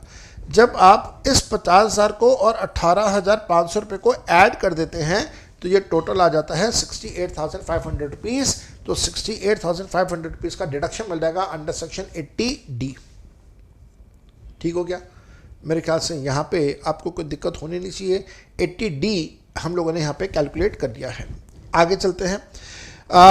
मल्टीपल लाइफ इंश्योरेंस पॉलिसीज़ हैं। लाइफ इंश्योरेंस पॉलिसीज़ के बारे में आपको सारी बातें बता चुका हूँ। आपको बताया था कि भाई डेट अगर अप्रैल 2024 की रहेगी तो आंसर कभी मैच करेगा ही नहीं, तो डेट अप्रैल 2023 की होनी चाहिए। इस करके कट करके मैंने डेट को चेंज किया हुआ है यहाँ पे, और इसके बारे में सारा डिस्कशन ऑलरेडी मैं आपके साथ कर चुका हूँ। एग्जामिनर कहता है on the basis of the facts which are given above choose the most appropriate answer to question number 1 to question number 5। Question number 1 already हम लोग डिस्कस कर चुके हैं फर्स्ट क्लास में। क्वेश्चन नंबर 2 ऑलरेडी डिस्कस कर चुके हैं first class में। Let us go to question number 3। Examiner कहता है what would be the amount of deductions which are available to mister Akash under chapter 6A for the assessment year 24-25, previous year 23-24, if he has exercised the option to shift out of the default tax regime. That means इसका मतलब ये हो गया कि वो OTR में जा रहा है और वो ऑप्शन एक्सरसाइज कैसे करेगा, उसने फॉर्म नंबर 10IEA फिलअप कर दिया होगा जिसकी वजह से वो OTR में चला जाएगा। अब वो कह रहा है कि अगर ये OTR में है तो बताइए इसको कौन कौन सा डिडक्शन मिलेगा। आओ जरा सीखते हैं कौन कौन सा डिडक्शन मिलेगा। ध्यान से देखिएगा, लाइफ इंश्योरेंस पॉलिसी की बात करते हैं। जो लाइफ इंश्योरेंस पॉलिसी एक्स है, जो लाइफ इंश्योरेंस पॉलिसी एक्स है, वो लाइफ इंश्योरेंस पॉलिसी एक्स कब परचेज करी थी, वो परचेज करी थी अप्रैल 2017 में। तो इस साल भी प्रीमियम जाएगा उसका, कितना प्रीमियम जाएगा, 40,000 रुपये का एक्सक्लूडिंग GST। साथ साथ में 3 लाख रुपये का प्रीमियम आपने पॉलिसी वाई का पे करा है। साथ साथ में आपने 2 लाख रुपए का प्रीमियम पे करा है जेड का, लेकिन जेड को कंसिडर नहीं करेंगे, जेड अगले साल जाएगा। जेड तो आपने ली ही अप्रैल 2024 में है। और आपने 2.5 लाख का प्रीमियम एक के लिए भी पे करा है, तो आपको इसका भी बेनिफिट मिलेगा 40 का, आपको इस 3 लाख का भी बेनिफिट मिलेगा, आपको इस 2.5 लाख का भी बेनिफिट मिलेगा। 80C में टोटल बेनिफिट कितने का हो गया, 2,50,000 प्लस 3 लाख इस 5,50,000 प्लस 40,000 इस 3,90,000। 80C में 3,90,000 आता है, लेकिन मैक्सिमम डिडक्शन कितने का मिलेगा, मैक्सिमम डिडक्शन जो मिलेगा वो मिलेगा 1,50,000 रुपये का। देखिएगा, पॉलिसी एक्स का 40,000, पॉलिसी वाई का 3 लाख, जेड का नहीं मिलेगा, ए का मिलेगा 2.5 लाख। लेकिन और हाँ, टर्म इंश्योरेंस पॉलिसी जो है उसका 80C में आपको डिडक्शन कभी मिलता ही नहीं है। तो 80C में there will be a limit of 1,50,000 रुपये जो लाइफ इंश्योरेंस पॉलिसीज का है। इसके साथ साथ में हमें ये ध्यान रखना है कि इसने 80D में भी इसको डिडक्शन मिल जाएगा। 80D का डिडक्शन टोटल हम लोगों ने कैलकुलेट किया था जो आ रहा था 68,500 रुपीज़ का, तो यहाँ पे 68,500 रुपीज़ मैंने 80D का भी लिख दिया। साथ साथ में सेविंग्स अकाउंट में 16,000 रुपये इसने कमाए थे, if I am not mistaken. हाँ, ये रहा 16,000, जिसके ऊपर 80TTA का 10,000 का डिडक्शन आ जाएगा। तो 10,000 का डिडक्शन मैंने यहाँ पे और लेस कर दिया है, ये रहा 10,000 का डिडक्शन। तो what will be the total amount of deduction available, 1,50,000 plus 10,000 plus 68,500। तो total deduction available under OTR will be 2,28,500 रुपये। ये भी ठीक हो गया, ठीक। तो आंसर सी है, सी 2,28,500 रुपये आपके पास आ गया। अब आप आइए डी पे, मतलब क्वेश्चन नंबर 4 पे। एग्जामिनर कहता है what is the Akash tax liability under default regime under section 115 BAC। मतलब अगर वो NTR में है तो उसकी टैक्स लायबिलिटी क्या होगी। और अगले क्वेश्चन में कहता है कि साहब आकाश की टैक्स लायबिलिटी क्या होगी अगर वो OTR में आता है तो क्या होगा। तो इसका मतलब ये हो गया कि आपको OTR की भी लायबिलिटी निकालनी है, NTR की भी लायबिलिटी निकालनी है। आइए जरा शुरू करें, कैसे होगा। मैंने आपको यहाँ पे NTR और OTR दोनों की कैलकुलेशन दी है। सैलरी में स्टैंडर्ड डिडक्शन रिड्यूस करने के बाद आता है 44,50,000 रुपीज़। ऑब्वियसली बात है, दोनों में स्टैंडर्ड डिडक्शन दोनों की सिचुएशन में मिलेगा। हाउस प्रॉपर्टी का डाटा नहीं है, बिजनेस एंड प्रोफेशन का डाटा नहीं है। कैपिटल गेंस आपको दिया हुआ था 6,54,000 रुपीज़ का। टैक्स लायबिलिटी निकालते समय 1 लाख रुपये एग्जाम कर देंगे।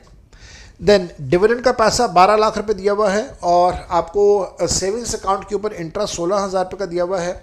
फिक्स्ड डिपॉजिट्स का इंटरेस्ट आपको 45,000 रुपये का दिया हुआ है। जब आप ऐड कर देंगे तो दोनों सिचुएशंस में OTR एंड NTR में आपके पास जो ग्रॉस टोटल इनकम आ रहा है वो है 63,65,000 रुपीज़ का। डिडक्शंस जो हैं वो आपको मिल जाएंगे 80C से लेके 80U में। ऑब्वियसली बात है, न्यू टैक्स रिजीम में नहीं मिलेगा और ओल्ड टैक्स रिजीम में 2,28,500 रुपये आपको मिल जाएगा। अब आप आ जाइए, टैक्सेबल अमाउंट कैलकुलेट कर लिया, टैक्स लायबिलिटी कैलकुलेट करनी है। 6,54,000 रुपये का जो कैपिटल गेन था 1 लाख रुपये एग्जाम किया, तो हमारे पास बाकी जो बच गया उसका 10% निकाला तो 55,400 आ गया। बाकी का जो अमाउंट बचा है उस बाकी के अमाउंट के ऊपर मैंने जब 115 BAC सब सेक्शन 1A का स्लैब लगाया तो टैक्स का अमाउंट आता है 14,13,300 रुपये। आप दोनों टैक्सेस को ऐड कर दीजिए, 55,400 प्लस 14,13,300 को ऐड कर दीजिए, टोटल आ गया आपके पास 14,68,700 रुपये, 14,68,700। सरचार्ज लग जाएगा 10% का, क्योंकि इनकम 50 लाख रुपए से ज़्यादा है। 1 करोड़ से कम है, 50 लाख से ज़्यादा है, 10% का सरचार्ज लगा दिया, ऐड कर दिया, टोटल आ गया। उसके ऊपर 4% का हेल्थ एजुकेशन सेस लगा दिया, टोटल आया 16,80,190 रुपीज़ का इनकम टैक्स। ठीक हो गया।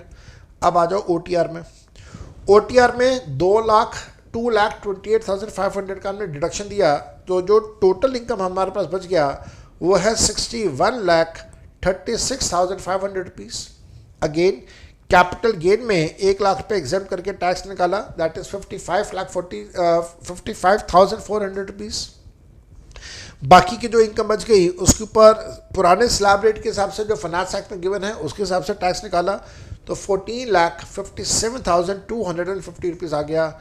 दोनों को ऐड किया तो 15,12,650 रुपीज़ आ गया। सरचार्ज लगाया, टोटल अमाउंट आ गया, 4% का हेल्थ एजुकेशन सेस लगाया और हमारे पास टैक्स का अमाउंट आ गया राउंड ऑफ करके 17,30,470। न्यू टैक्स रिजीम के अंदर टैक्स का अमाउंट कम आ रहा है, ओल्ड टैक्स रिजीम के अंदर अमाउंट ज़्यादा आ रहा है। अगर एग्जामिनर हमसे सलाह मांगे, हम सलाह देंगे कि भाई OTR फॉलो मत करना, NTR फॉलो करना, टैक्स लायबिलिटी आपकी उस हिसाब से कम हो जाती है। ठीक हो गया जी। तो यहाँ पे जाके मैंने आपके साथ इनकम टैक्स का RTP भी डिस्कस कर दिया, इनकम टैक्स के सारे अमेंडमेंट्स मैंने आपके साथ डिस्कस कर दिए हैं। नेक्स्ट क्लास में will start with the GST amendments. Till the time, bye bye and enjoy yourself. Love you all, take care, bye bye.